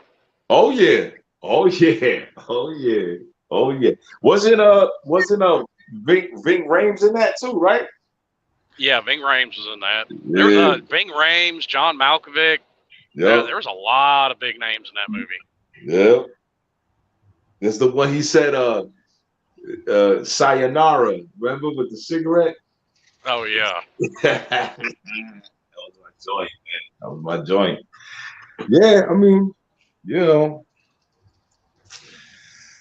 I tried to watch Morbius the other day, but yeah, I got a 5-year-old, so it's Yeah. Spider-Man, it's Marvel in here. All this whole house is Marvel. So Yeah, well, I know how you feel. I got 2 5-year-olds at the house. there you go. Everything is Marvel. Incredible Hulk, Spider-Man, all that stuff gets played here. So, you know, Yeah, I'm a well, Marvel. I'm just glad I finally got because I got my little girl and then my cousin's little boy that I've had to take in. At least I've got them past wanting to watch, those damn Frozen movies over and over and over again. There you go. There you go. There you go. I've watched, I think, every dinosaur movie I think I've watched. And then for some reason, my son is in the power lines. So it's, I don't know, it's everywhere. But I just left him watching Spider-Man, the old school Spider-Man from like back in the 90s. So he likes that. So, yeah. So if Will Smith gets any roles, I guess, in Marvel, I guess I'll watch. Because even Nicolas Cage was Ghost Rider. Ghost Rider, Nicolas Cage. He got Ghost Rider. I've forgotten about that. It's been so long since I've seen him. I had forgotten about that. He got Ghost Rider. He got 1 and 2. Remember, he got 1 and 2 Ghost Rider. He says, turn to your left. Share a tattoo. Who's he talking to? Yeah, I don't know. Me? I don't know. A tattoo. I don't think I have one. Yeah, I don't know. He's talking to Jay. I don't know. Yeah, I'm not sure. What's Jay doing? Hey, can you hear me? Yeah, we knew you. Okay, so Slim, look at here. I'm a sticker for details, man. You used to my going to 60 seconds. The chick started talking about like she knew motors, talking about a double pumper, fucking Holly carb. That wasn't a damn double pumper or high rise. Anyway, and plus on Ghost Rider, I don't know who writes these fucking movies. I mean, you can't Google some shit real quick, but they were talking about jumping 300 fucking feet. And they said goalpost to goalpost. Dude, that's 300. It's more than 300 fucking feet. That's going end zone to end zone. They're talking about going goalpost to go. I mean, it's such small details that throw me out of the movie. Did anybody else ever see that little small details that bothers them? Yeah, I mean, I know what you're talking about. I just don't give a shit about them. Yeah, I get what you're saying. Like it's an exaggeration, right? Yeah. Well, that's like I'll give you an example. All right, me and my wife got into watching Cobra Kai on Netflix, and we both like everybody else, like the original Karate Kid movies. But it's annoying as shit to watch them with her because the style of karate that they use in that series and in those movies is the exact same style that she's been training in for over 20 years. So she will sit there and point out everything wrong that they're doing. Yeah. Awesome. And karate has changed. It's evolved. It's not that type of karate anyway. It has. I mean, they take stuff out and put stuff into the system, but I mean, a lot of that too is it's much like how boxing is or how MMA is. Depends on the teacher. Yeah. Well, no, you know what it is, Slim, is that last night I was YouTube surfing like everybody, and I ran into a video about Lito Machida. You know who that is? Yeah, Lyoto Machida. Yeah, I know that. Yeah, and he has this new form of karate. So it's like when you see the new form of karate, when you watch something like Cobra Kai, it's like, that doesn't cut it, because those guys too, they're not like athletic. It's not like the guy that plays Daniel LaRusso is athletic. I don't even think Pat Morrell, rest in peace, Mr. Miyagi. I don't even think he knew how to do karate. Because they're actors. No, he didn't. That man was a stand-up comedian that had been on Happy Days all of his career. Yeah, they were actors. Yeah, no, I get that they're actors, but like if you see like a Steven Seagal movie back in the day, he did some form of martial arts though, right? Yeah, he's trained in Aikido, which is pretty useless. So so it's some type of believability because he's a martial artist. Mr. Well, a Miyagi, lot of them were. Right. I mean, Miyagi, Dolph Lundgren was a professional fighter before he ever got into acting. Yeah, Mr. Miyagi wasn't a fighter at all. So I don't even know the movements. But like when he threw a kick in the Karate Kid, I was like, yeah, that doesn't seem like it's gonna work. Like Jay said, it's like certain things are like really like exaggerated. I don't think he was probably the best part to play a Mr. Miyagi. But rest in peace. I think he played it really good, but I don't think anybody actually took him seriously because, like I said, he was on Happy Days for 20 years, so everybody knew who Pat Morita was. I mean, the whole point about him having all them damn bonsai trees threw the whole movie off. Yeah, I mean, I'm not gonna lie. That part where he had him, he said, "Live or die." Is that what he told him? Like, no, mercy is for the weak at the end part. I was like, oh, he about to. And he holding his nose, yeah. And then he said, you thought you was finna see some Roadhouse, right? Was the throat being ripped out? Oh, yeah. Now that's a fact, Rick Sanchez. Michael Jai White is about as legit as it gets. Oh yeah. Oh yeah. I think that man holds black belts in like 7 different disciplines. Yeah. Yeah. I mean, the only one with more. I mean, he ain't no Chuck Norris, but it's still a bad dude. Man, Chuck was a bad dude, man. People don't. Chuck was a bad dude, man. Vic, you like any martial arts, Vic? Like you like watching martial arts movies? No, not really. Haven't seen a whole lot. No. Anime? Yeah, I watched watched a little bit. Yeah. Okay. Oh shit! I always wonder who watched those videos. I never seen them. You're not talking about porn. Okay, I got you. All right. The only thing I watch says Steven Seagal sweats nacho cheese now. God damn. The only thing I watch an anime is Fist of the North Star. I don't know if anybody. That's the only thing I've watched. You know what I mean? I don't know, but martial arts used to be.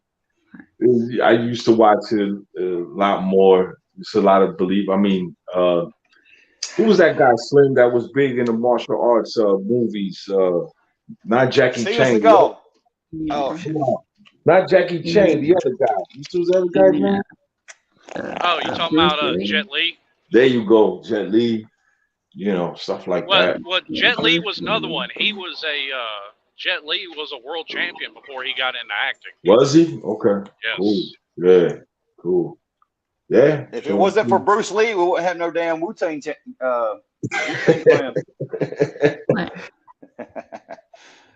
Bruce Lee is the man, bro. Bruce Lee was a man. I used to. I've got all of his movies on DVD at the house. I love Bruce Lee movies. Oh, yep. Man, we gonna go hold down a rabbit hole. We start talking, Vic. You better get a raise, Vic. We about to go down a rabbit hole, Vic. I'm trying to tell you. You got a lot to say, Lost Falcons, man. I tell you what, you're an interesting dude. Nah, thanks so much, man. I appreciate it, man. Appreciate it, bro. It's being a truck driver, we are well rounded and well spoken. I'm trying to tell you. Shit, you might know my mom, man. She was married to 4 of them motherfuckers.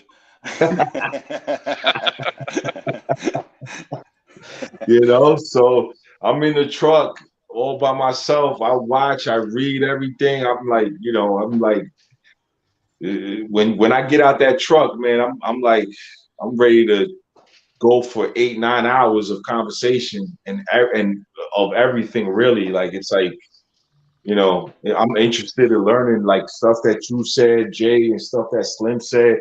I didn't even, I'm like, wow, like you learned something, Vic, you know what I'm saying? Says, what he knows. I'm like, that's awesome. That's what this community should be about, is that, not, we could like different teams. That's cool, but still have a good conversation. What college team you like? What college team you like? Football. Me? I don't like college, man. No. You don't like college? Damn, No. that's where it's at, man. They're trying to get paid. That's where they play hard. Jay, I got a 22-year-old that tells me everything. No. Yeah. It's on TV though. No, I know. It's just that I'm on TV though. Yeah, every Saturday. Yeah, I'm working out with the 5-year-old on Saturday. And, I'm like, I got to do this, I got to do that. So I don't watch it as much as maybe I should. I probably will start getting into college football. Who knows? Because a lot of people are into college football, and that's awesome, But my son got a lot of college, man. I mean, that's where it's at, man. I mean, is it? I found the pros during playoffs, but I mean, college football Saturdays, that's where it's at, man. I mean, there's nothing better than college football Saturday in the land. Yeah, that's where it's at. Yeah. Yes, we gotta get you be a Georgia fan, man. Come on in. This is a community, man. Yes, that's right, vodka drinker. Jackie Chan was awesome. Yeah, almost killed himself doing his own stunts. Yeah. You need to change that statement. Jackie Chan is awesome. Yeah, he was too. Yeah, he's not was. He is awesome. Yes, Jackie. Slim, you watch college too? Yes, sir. Okay. Yeah. Yeah. He's like the run of the bunch, man. He's a Miami fan. Yeah. So. Okay. The Hurricanes? Yes, sir. So let me ask you a question, because I seen an interview with a couple of Miami Hurricanes. Who's the best Miami Hurricane? Hell. You mean on YouTube? You mean? No, I'm talking about like all-time players, Miami Hurricanes. You gotta say position, man. They put so many damn Hall of Famers in the NFL. Deion Sanders. Defense? Yeah, Deion Sanders. Yeah, and Ed Reed. Yeah. Deion Sanders played for Florida State, Vic. You got Sapp. Oh, okay, never mind. My bad. Yeah, you got now. As far as defense goes, Ed Reed, right though. Sapp played in front of the Rock. Dude, no. Sapp came in as a tight end and took the Rock's job. Okay, but yeah, the Rock played behind Sapp though, like I said, right? I mean, just on defense, right? Just on defense, you got Hall of Famers like Ray Lewis, Ed Reed, Warren Sapp, Jerome Brown, Cortez Kennedy. But Sean Taylor played at Miami. If you cut out all the ones without murder cases, how many we got left? A lot, because you can't name one that's ever been convicted. So would you say? Yeah, Miami's corrupt. Who knew? Would you say Ray Lewis then? Yeah, probably. I mean, being a Tampa fan, I'm partial to Warren Sapp. Okay. But I think Jerome Brown was a better lineman than Warren Sapp. Okay. Man, that's hard. I love Ray. I love Ed Reed, Antrell Roll. I was a big Sean Taylor fan. Benny Blades. Yep. That's right. Okay. That's hard. It sounds like a police lineup. So you can't name a single one of them with a conviction. Okay. But Jay, are you also a Miami Hurricane fan as well? No, sir. The reigning national champion Georgia Bulldogs. Okay, Georgia Bulldogs. Waited a long fucking time for that shit. Okay, hang on. I've had two Georgia fans bring this up now.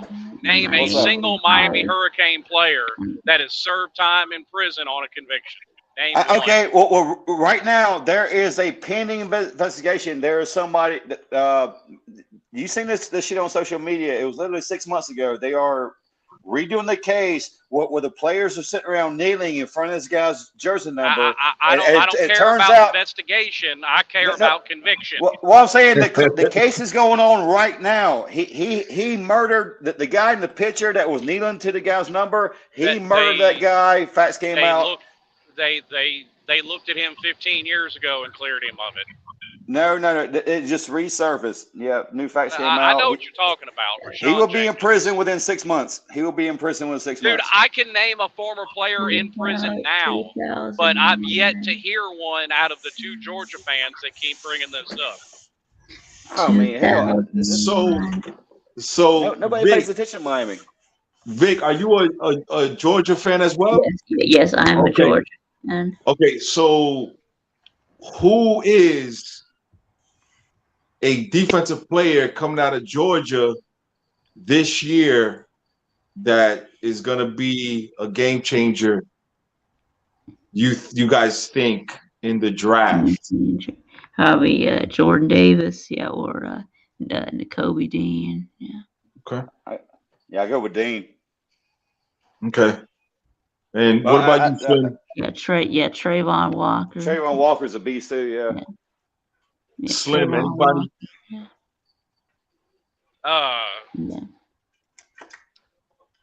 Probably Charleston Rambo. Okay. He's going to be a hell of a wide receiver in the NFL. Okay. I tell you what. Yes, Salita says that Rambo pick 6 was amazing. Yeah. It was. But to the point I was making, Jay, Kellen Winslow Jr. is in prison right now. Okay. Yeah. That Was literally. That's one. There you go. So that's one. There you go. Was he the one that was married to that Playboy model or whatever? I don't know if he was or not. Okay. Huh. He played for the Jets or the Browns? He played for the Browns, right? He played for the he played for. What's up, Visor? What's you. Like I said, I've got 2 Georgia fans on the panel. They cannot. Neither one of them could name a single Hurricanes player that's ever been convicted of anything. Dude, my brain is full, and I don't give a fuck about the U. You know what I'm saying? The U had been relevant since the fucking 90s, man. Yeah, 2001. Yeah.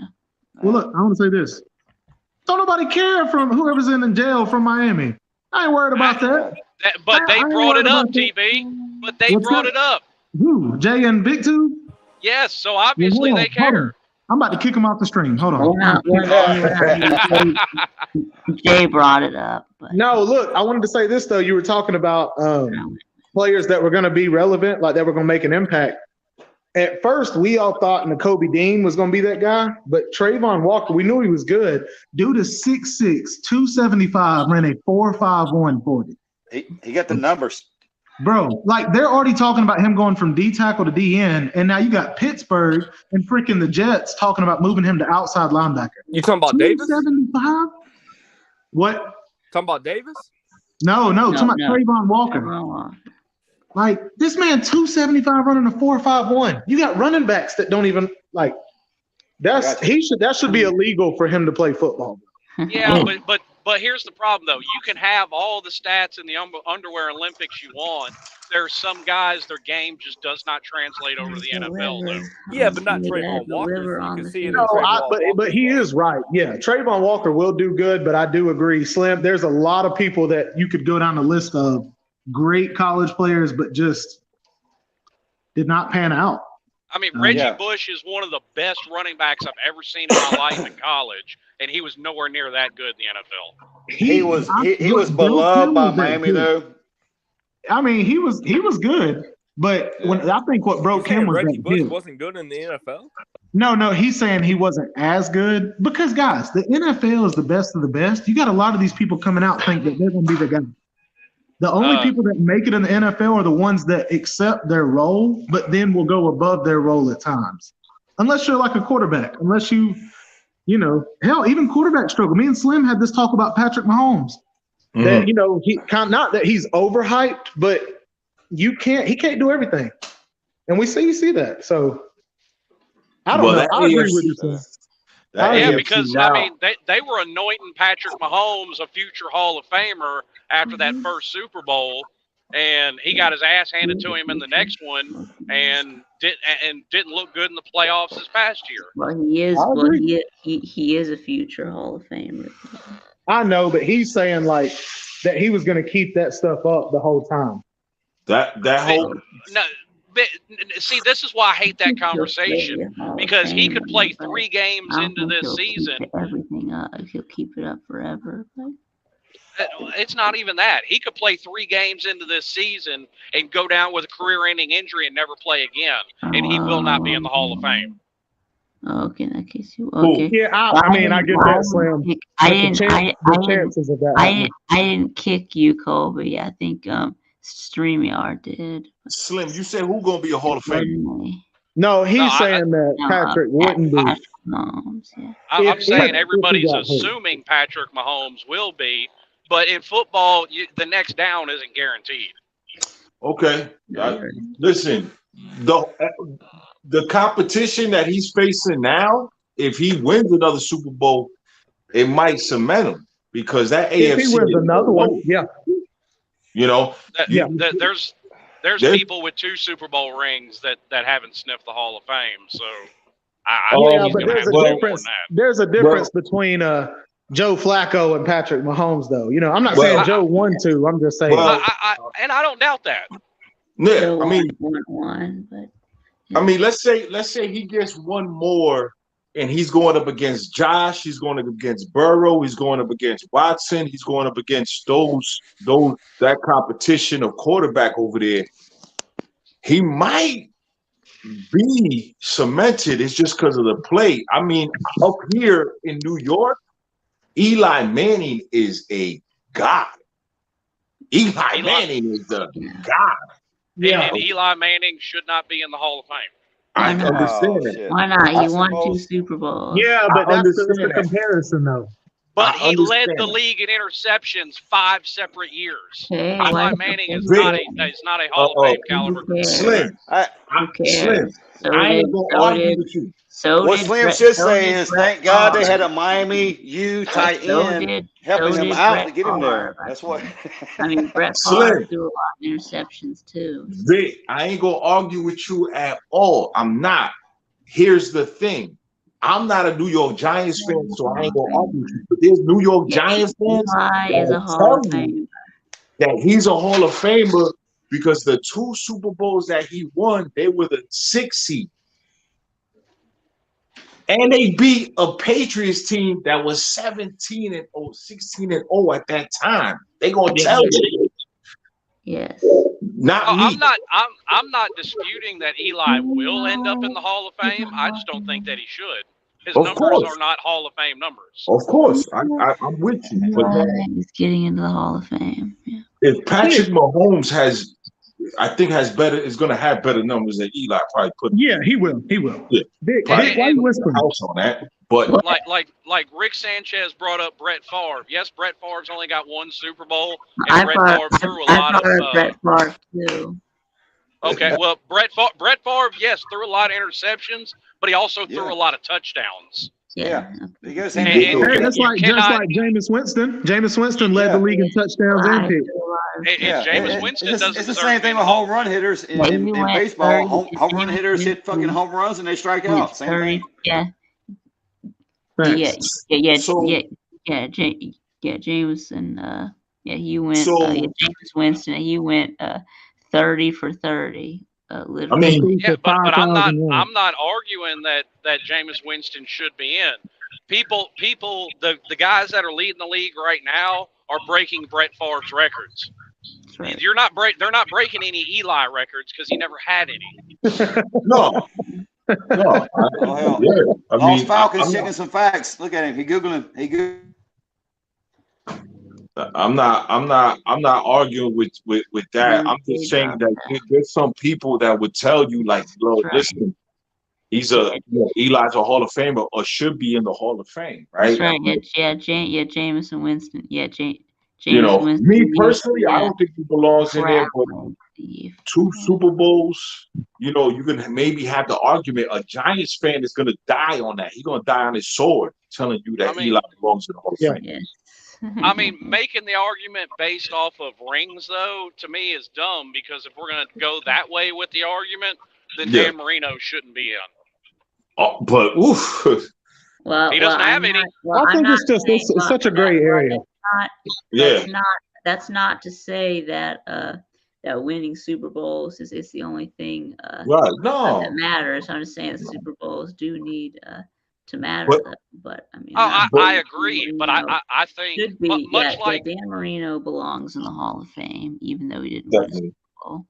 Yeah, well, and so does Jim Kelly, even though he never won one because of how great he was. Nobody ever sat back and said, "Boy, Eli Manning's a great quarterback." That's never been said by anybody. Winning Super Bowls has to mean something too. So I agree with that. It does. I think it's just such a gray area because Super Bowls do matter, but that's like the Bill Russell. That's like that whole deal. He's got 11 rings, but yet people don't say he's the greatest of all time. Why? Because you see, but you know what I mean. You get what I'm saying. Well, other than Bill Russell, I mean, Horace Grant followed Phil Jackson around and won a bunch of rings. Exactly, but you're not going to say he's the greatest of all time. Like, exactly. Should Matt Ryan be in the Hall of Fame? Yes, Matt Ryan. Yeah, of course. His numbers back it up. Yeah. I think my problem with Matt, and I know you're a Falcons fan. I used to be huge on the Falcons, but I like Matt Ryan. I just felt like the only time he was ever great for us when everything was going good around him. Yeah, he would never be the one to lead the game or take over or make something happen. It had to work out. It's like Jake Fromm for Georgia. Well, I kind of disagree with that. I think Matt Ryan would lead the team, but when the rest of the team and specifically Atlanta's defense doesn't give him any help, what can he do? Yeah, but you know how long I've been hearing that our defense and our offensive line have been the problem? I mean, literally, and I know, Los Falcons. How many years in a row have we heard Atlanta Falcons offensive line was a problem? Literally, like a real 10, 12 years? Yeah, probably something like that, yeah. And it's like, at what point, because we draft offensive linemen every single first round except this past. Like, okay, but sometimes when you talk about Atlanta Falcons football, right? Ain't nothing been consistent as number 2. No, look, I do agree, but at the same time, what does it take to get everything else consistent? Because but a good leader makes sure that other people get paid before he get paid. No, now look, I do agree with that, but I also think a good leader wants his team to be good. Win. Right. To win. And I'm not saying he didn't. I'm saying me and you have seen Tom Brady go to the Bucs. Okay. And as soon as he got to the Bucs, that man signed 5 players. Yes, but he was going out left and right, getting so and so because he knew. If the team won't do that for Matt Ryan, there's nothing Matt Ryan can do about that. But if I'm Matt Ryan, I demand. That's what I wanted out of Matt. I wanted demanding because they were going to give Matt Ryan the damn key to the city. He could have asked for a damn 50-foot statue. They were not letting him go. Right, but when you see the Bucs got the true Tom Brady. Yeah. I know what you mean. That's my thing is I wish Matt would have came from that kind of like. Right. You saw me get there. You saw me break records. Right. Give me all this, and I'll do it again. Right. Well, and I think that's a bad example too, because a lot of people, because Tampa is what Tampa is, a lot of people overlook that was a stacked roster before Tom Brady got there. Yes, it was. It was, and I'm not saying it wasn't. I'm just saying the fact that man pointed at what he wanted in the store, and they got it. But that's the problem too, is that, you know what I'm saying, is that Thomas Dimitroff also hindered a lot of stuff too. He gave up a lot of bad contracts. Yeah. And when you have an organization that does that, right? Yeah. It hinders you from going into the store and picking what you want. Now, I agree. I just wish it wouldn't have happened over the course of 15 years. Right, no, I get it. But up here, we got like a TJ Maxx. That's where we shopping at right now. We ain't shopping in the mall. I know. We're not shopping at that.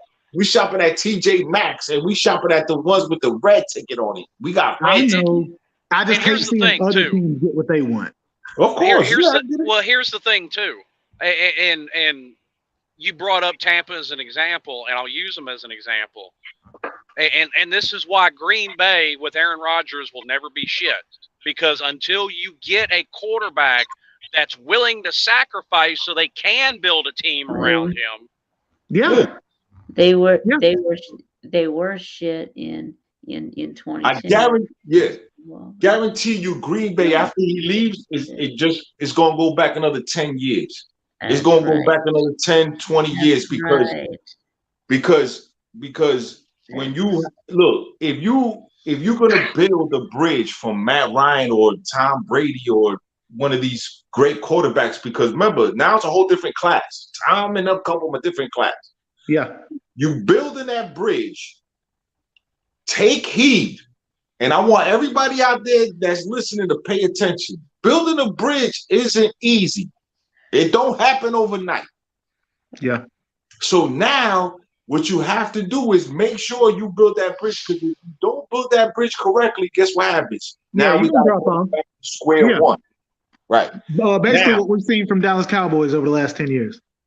Okay, but Dallas ain't the worst example. Dallas isn't the worst example. I'm the first one that came to mind. Yeah. I'm gonna give you an example right now. I'm gonna show my age. The Cleveland Browns just solved their quarterback problem, right? You think, okay, cool. Deshaun Watson, awesome. Well, we thought they had solved it when they got with Baker. Okay, great. Now, the last time that the Cleveland Browns were relevant was Bernie Kosar. Yeah, that's a no for me. I don't know who that is. Now think about if we would have drafted Glenn Dorsey in 2008. Yeah. Would we even be relevant at all? So instead of Matt Ryan. You're also talking about two completely different organizations, because don't forget the Browns that Kosar played for are now the Baltimore Ravens. There you go. And the Browns that are in Cleveland now is a completely new organization. Yeah. But when they was on Techno Bowl, they were the Cleveland Browns. They were, no doubt. They were the Cleveland Browns on Techno Bowl. No, and I think that's the thing we all can agree on about the NFL is the coaches in college have more pull of what kind of team they want than the coaches in the NFL. The NFL, the coaches have to go ask the GM. They got to get permission. They got to, like you were saying about Aaron Rodgers, you got to have people sacrifice. Yep. And now, and that's where I agree with what Kirby's advisor was putting in there. To me, there's a lot more blame on the GM and Arthur Blank than anybody else in Atlanta. Of course, yeah. I mean, listen. Look. If you make the wrong rebuild, it's gonna be a long time. It's gonna be a long time, baby. I done seen Detroit Lion content creators, and they suffering. And they've been suffering for a long time because remember, the best thing that happened to them was Matthew Stafford, Calvin Johnson. But they ain't want to build around them. They got Matthew Stafford and Calvin Johnson and ain't get nobody else. Right. And look, and Calvin Johnson said, hey, listen, I'm in my prime, but I'm going to retire. Yeah, he did because he was tired of that shit. He got tired of being used like a rag doll. Well, and to the point on it being on the owners, though, look at Tampa after they won that Super Bowl in 2002. They got rid of everybody. They didn't even let this man retire. They straight up cut Derek Brooks. Who the hell in their right mind releases Derek Brooks? I don't know, Vic. Why cut everybody after winning? That happens more times than it doesn't. Where a team will win and they kind of, say have their piece. And Cleveland didn't do anybody any favors. Let me put that out there. Okay? The Cleveland Browns didn't do anybody any favors. You know why? Because they let Deshaun Watson set a precedent of how much you got to pay the quarterback. He got $230 million guaranteed. Deshaun Watson, not I Joe know Burrow. it's not like he just had a hot year last year. Right. Contracts keep getting big. Pay attention out there. Pay attention. Whoever's watching this live, Vic, whoever's going to watch this live on the replay, whoever's in the comments right now, Deshaun Watson just set a precedent to how much you got to pay a quarterback. And if he's an elite quarterback or they think he's an elite quarterback, let me rephrase. Yeah. He's going to get a lot of money, and that's going to take away from a lot of the positions that some teams are going to need. Well, and here's the thing with that, though. If it backfires on Cleveland, it'll set back that price. Again? Oh, yeah. Oh, yeah. Okay. And you let that guy, since you said the Baltimore Ravens, the owner of the Baltimore Ravens said, you let that guy set the price? That guy? You let him set a price? That's what the Baltimore Raven owner said. I don't know his name, but I read it. Yeah. He said it. He said, you let him set the price? You let a guy like that with that type of character set the price? Yeah. Pay attention. No. Because with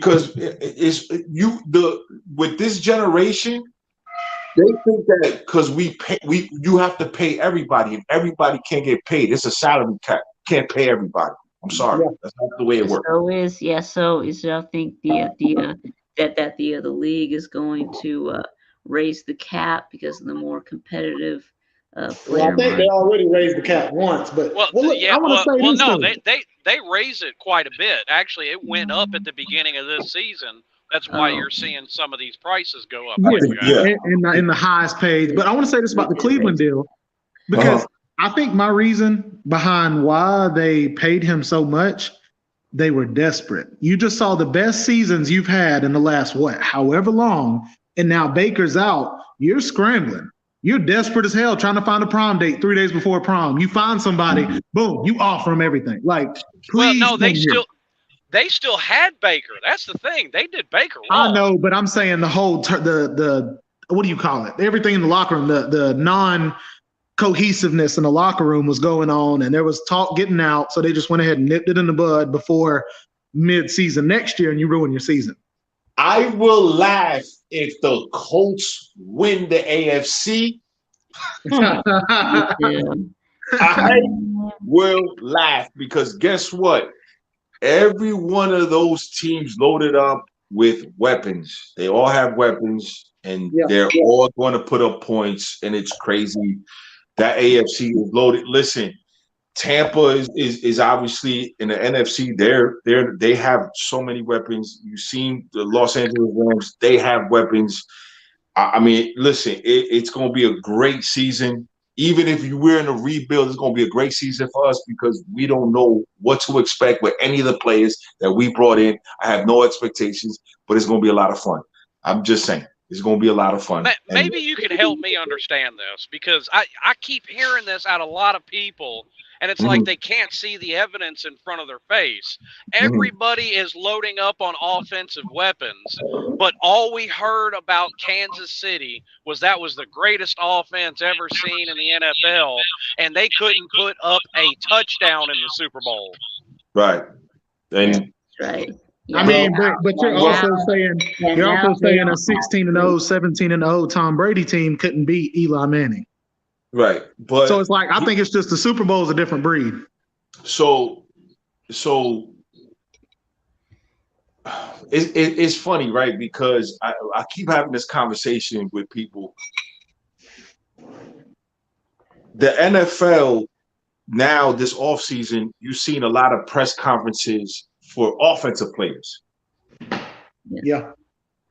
I mean, it was all offensive players getting press conferences and this and that and the third. And Bobby Wagner got signed, and it was like, okay, that's awesome, whatever, blah, blah, blah, move on. I just don't think that you're going to see, like I asked about the Miami Hurricanes, and you see how you name all those great defensive players? I don't think you're going to see any more great defensive players like that in the NFL anymore. See, I completely didn't. I completely no. The game hasn't changed. Yeah, it has. It's gone to a more quick pass. It's gone more quick, more spread. No. Stop. Listen, Dan Marino threw for 5,000 yards and over 50 touchdowns in 1984. Did they run numbers are spread? nothing. Yes, they did. They run 4 and Okay, 5 how wide many all the teams in the time. NFL ran spread at that time? No, what has changed is you can't hit anybody. You can't hit the quarterback. All these rule changes are against the defense. That's why most NFL offenses now run spread. That's what I'm saying. There was spread back then, but not as many. I mean, it was 10 years ago, not even. You didn't dare throw a ball across the middle because your ass was finna pay a toll for it. And that's why tight ends back in the day were 300 and something pounds, and now tight ends are like 230, 250. Yeah. I'm just saying, the game has changed in the sense, even though the rules have made it change, it's changed, and people are taking advantage of it. What I'm saying is that are you going to see another Ronnie Lott? Are you going to see another Lawrence Taylor? Are you going to see another? Well, you can't because of the rules. I agree with Slim. You can't have anybody come down the hill and knock somebody off. I think you will, because I think the pendulum is going to end up swinging back the other way at some point. Okay, I mean, but for now, there will never be another LT. There's never gonna be another LT. Trust me, it ain't gonna be. And I live here. I live in Giant Country. I live like damn near 5 minutes away from Giant Stadium, and there's never gonna be another Lawrence Taylor. But what I'm saying is that now the game is more offensive. Everybody's loading up on weapons because everybody thinks that that's what you need to do to win the games. Like, thank you. Russell Gage should be thanking Matt Ryan for getting him that money. Yeah. Russell Gage should be thanking Matt Ryan. He'd be sending a Father's Day card to Matt Ryan. Well, I mean, Russell Gage didn't get a big payday. What he got? You know? I want to say he got, it was like $4 or $5 mil a year. That's 4 or 5 mil more slim than what he was getting over here. Well, I mean, just compared to some of the contracts you're hearing now. No, I'm just saying. But also, Russell Gage in Tampa is going to be. I mean, he's going to be the guy. He's going to be at least number 3 or 4 on the totem pole, because Mike Evans and Godwin are definitely going to get more catches than him. And that's my point with the Atlanta Falcons. That's my point. That's my point. That's my point. But Tiger, why did we let him go? We can't pay him because we got bad contracts that they got. Agreed. No, I'm with you, bro. The management for Atlanta has been trash. Right. Now look, you get a guy like Terry Fontenot, and you say, okay, where you learned Mickey Loomis is a genius when it comes to drafting. Yeah. I mean, the Saints, listen, we know we enemies, we're rivals, I get it, but they draft well. Yes. They draft well. They do, and that's why Tampa's in the position they are, because Jason Light has drafted well since he became the GM. Okay, you got to now look. The Falcons won the AJ Terrell. That's a great pick. Yeah, great pick. Kyle Pitts, out this world. Everybody else, I know. Every year, bro. I always call out the draft pick. I'm like, what the fuck? What are you doing? What are you doing? Well, and this is addressed to the comment section, because we're talking about how these base defenses don't work anymore. When Tampa won that Super Bowl in 2020, they weren't doing anything new. Go back in the time machine about 20 years, and they were running Monty Kiffin's Tampa 2 defense to beat Green Bay, to beat Kansas City, to beat the Saints. I mean, they were running a 20-year-old defense. The difference, though, between defenses now, the pre-snap look and the post-snap looks are different than what they were 20 years ago. The geniusness behind running a base defense now is making it look like one thing, and then when post-snap, it becomes another. And I hear Kirby talk about that so much. Well, and also you have to have the right personnel to run the scheme you're going to. And I'll use Tampa as an example. You have to have a front 4 that can get pressure, so you can drop 7 into coverage like they like to do in that Tampa 2 defense. Bro, I know y'all remember the Clemson game, the Clemson-Georgia game, that pick 6. Chris Smith, or Darion Kendrick literally said, no, it's Chris Smith. we were trying to fool DJ into thinking we were running a base cover 2. And so I was trying to look like I was out of place. And when he bit, I took off. Like, being able to fool quarterbacks now, I feel, is so much more than it was before when it was like, hey, you got that guy, I got this guy. But, right. And listen, I'm going to give away my video. I'm giving it away, Vic. I'm giving it away, right? Look, what I need the Atlanta Falcons to do come draft day, I don't care what Tom McShay says. I don't care what Mel Kiper says. I don't care if the kid likes Rocky Road ice cream. I don't care about none of that. What I need the Falcons to do come draft day, okay, is kick in the door to that war room and win the draft. That's all I need them to do this year. Tell me who you want. Tell me what you want. I want to know what you want. Me? I want a defensive player. Now, I asked Slim and I asked Vic and Jay before what player has the best impact. I heard Jordan Davis. I heard Jordan Davis will only be, not saying he's not good, but he will be great right away for a team that is already pretty good. Okay. He will be that key. But to I'll take Singletary or Hamilton is what I prefer. Well, so you're looking at DBs. If you're looking at a defensive player to make an impact now, go after somebody like Will Anderson. Well, but he's not in the draft right now. He'll be eligible next year. But I thought he was in now. Okay, my bad. I'll take Hamilton right now. I'll take Singletary, and the only reason why is because when you look at the division and you look at Tampa, you need some corners. Need corners. Agreed. Need corners. Yeah, we have corners. Yeah, I know, but he's saying I know what you mean. Well, heck, we need somebody that can just play DB, really. I get the point he's making. Mean, because you got to have. Listen, the only corner in the league that has had any success against Mike Evans is Marcus Lattimore. That's it. Yeah. Or not. Well, was it Lattimore? Yes. No, I know what you mean though. Like it's very. It's just a very slim chance to have him. I just like when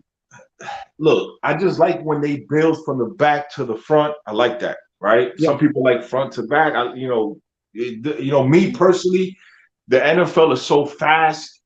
Yeah, you have people that can change levels, receivers that can change levels. You can't be getting beat all the time. You just can't. It's just not gonna happen. Especially when you're playing Tom Brady for I don't know how many years more.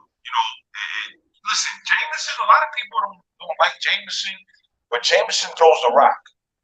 Right, so all I can tell you, interceptions, but I mean, last year he beat Green Bay that first game. I think he threw like 5 touchdowns that first game. Well, I think Jameis gets some unnecessary hate too because everybody look at every quarterback in their first year under Bruce Arians, they've thrown more interceptions than they ever have in their career. Every single one of them. So, can you and look like what's wrong with taking a Sam Howell in the second round? I don't see anything wrong. No, I see what you're saying. Yeah, you don't have to throw all your cards on that. Yeah. And that's the reason you got Mariota was to buy you a year where you could draft him in the draft. Right. But now look, I'm going to go either Kyle Singletary with you or I'm going Trayvon Walker or some type of edge rusher. But get somebody that can be a key piece, bro. But how about that edge rusher from Michigan? You're talking about Aiden Hutchinson. Yeah, I don't mind, bro. I don't mind.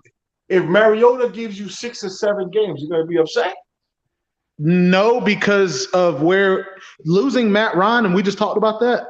Yeah. You don't want to drop off too much, so use this year to rebuild. Right. And let me tell you something. A lot of people want to see Felipe Franks. I don't know why, but a lot of people want to see him too. They say it's because of his athleticism. Okay, well, let's see it. No, I agree. This is the year to do it. You want to see it.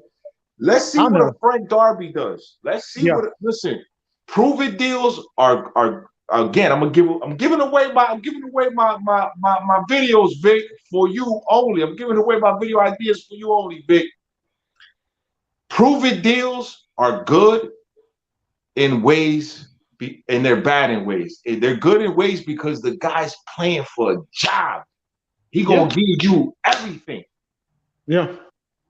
And then, unless it's Antonio Brown. Well, there you go. Hey, oh, I wasn't surprised when that happened. I told everybody, I said, why y'all listen, acting shocked? Antonio Brown just went Antonio Brown. That's all. but Yeah. the downside is there's nothing exciting. I get it. There's nothing exciting when you bring in some of these players because you don't know what they're gonna do for you. But some of these players are playing for a job. I went back and forth with a Detroit Lion, a content creator, when we played Detroit. And I told him, I said, some of these Detroit Lions, they're playing for a job. They're not going to tank. They're going to give you all because they have to pay bills. Yeah. They're going to give you all they I got. agree. And I'll say this. I know to some people, oh, well, NFL's not college football. Yeah, it's not. So for me, it's not the fact that it's not exciting.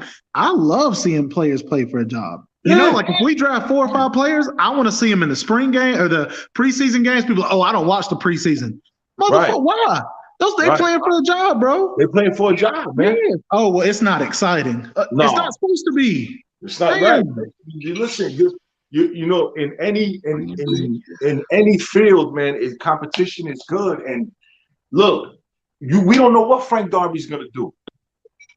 Yeah. No, we don't know what he's gonna do. We don't know what Tate's gonna give us. We don't know what Damian Williams might do. Might do some good. Will help Cordell Patterson back there. We do not know these things. We don't know. It's the same thing where Slim is. That's a whole nother level team right now. The Buccaneers are a whole nother level team. They look. Tom wants them. I'm pretty sure he wants the Rams. I'm pretty sure that's what they want. And those two teams right now are at the top of the heap in the NFC. They're just at the top of the heap. And you think if the Rams said, "Oh, wait a minute, we see what these guys are doing. Tell Bobby, come here. We need Bobby." Of course they need Bobby back. You know what I mean? It's a chess move, man. But then again, you got to give it to Stafford. He went to Tampa. He did what he had to do. But then again, are we surprised that he did that? Yeah, I think we knew he was good, but I think it just shows you how much we think of certain NFL teams' management.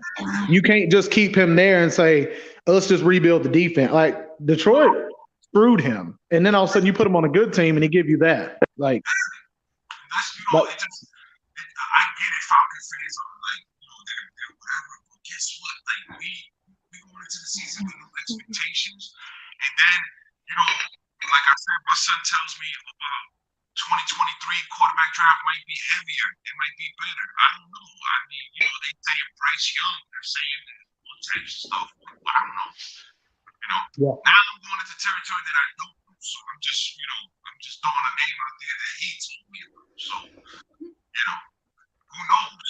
Arthur Smith, Mariota, it might have a connection there. He's mobile, but he gets hurt.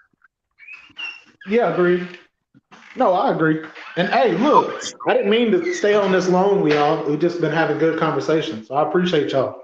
But I'm gonna prepare for tonight. I got some midget strippers coming over, Los Falcons, and so we about to have. No, I'm kidding, bro. I'm lying out. I didn't even know I was gonna be on this live this little thing, but I'm good, man. Salute, man. Yeah. Sure. Thank you, Vic. Thank you, Falcons, and Slim Shady Kane as always. Appreciate you, big dog. Yeah. Yes, sir, boss. Good to see you. See y'all. Salute. Yeah, man. So. Wow. Yeah, so what's with your audio? Los Falcons kind of sounds like it's kind of messed up. Yeah. I'm sorry, man. I'm in the garage. I think that's why, man. I'm in the wolf den right now. So, but yeah, I gotta jump off too, though. But listen, been a pleasure. Slim, good meeting you. Yes, sir, boss. It was a good conversation. It was fun. Great conversation, man. I gotta go handle some bit of Vic. Always, thank you for having me on your live. Salute to everybody. Yeah. Salute.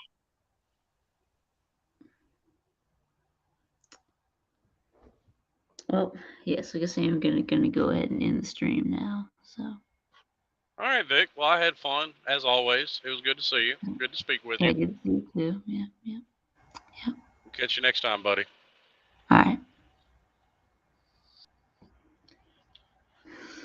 Okay, so I'm going to go ahead and end the stream now.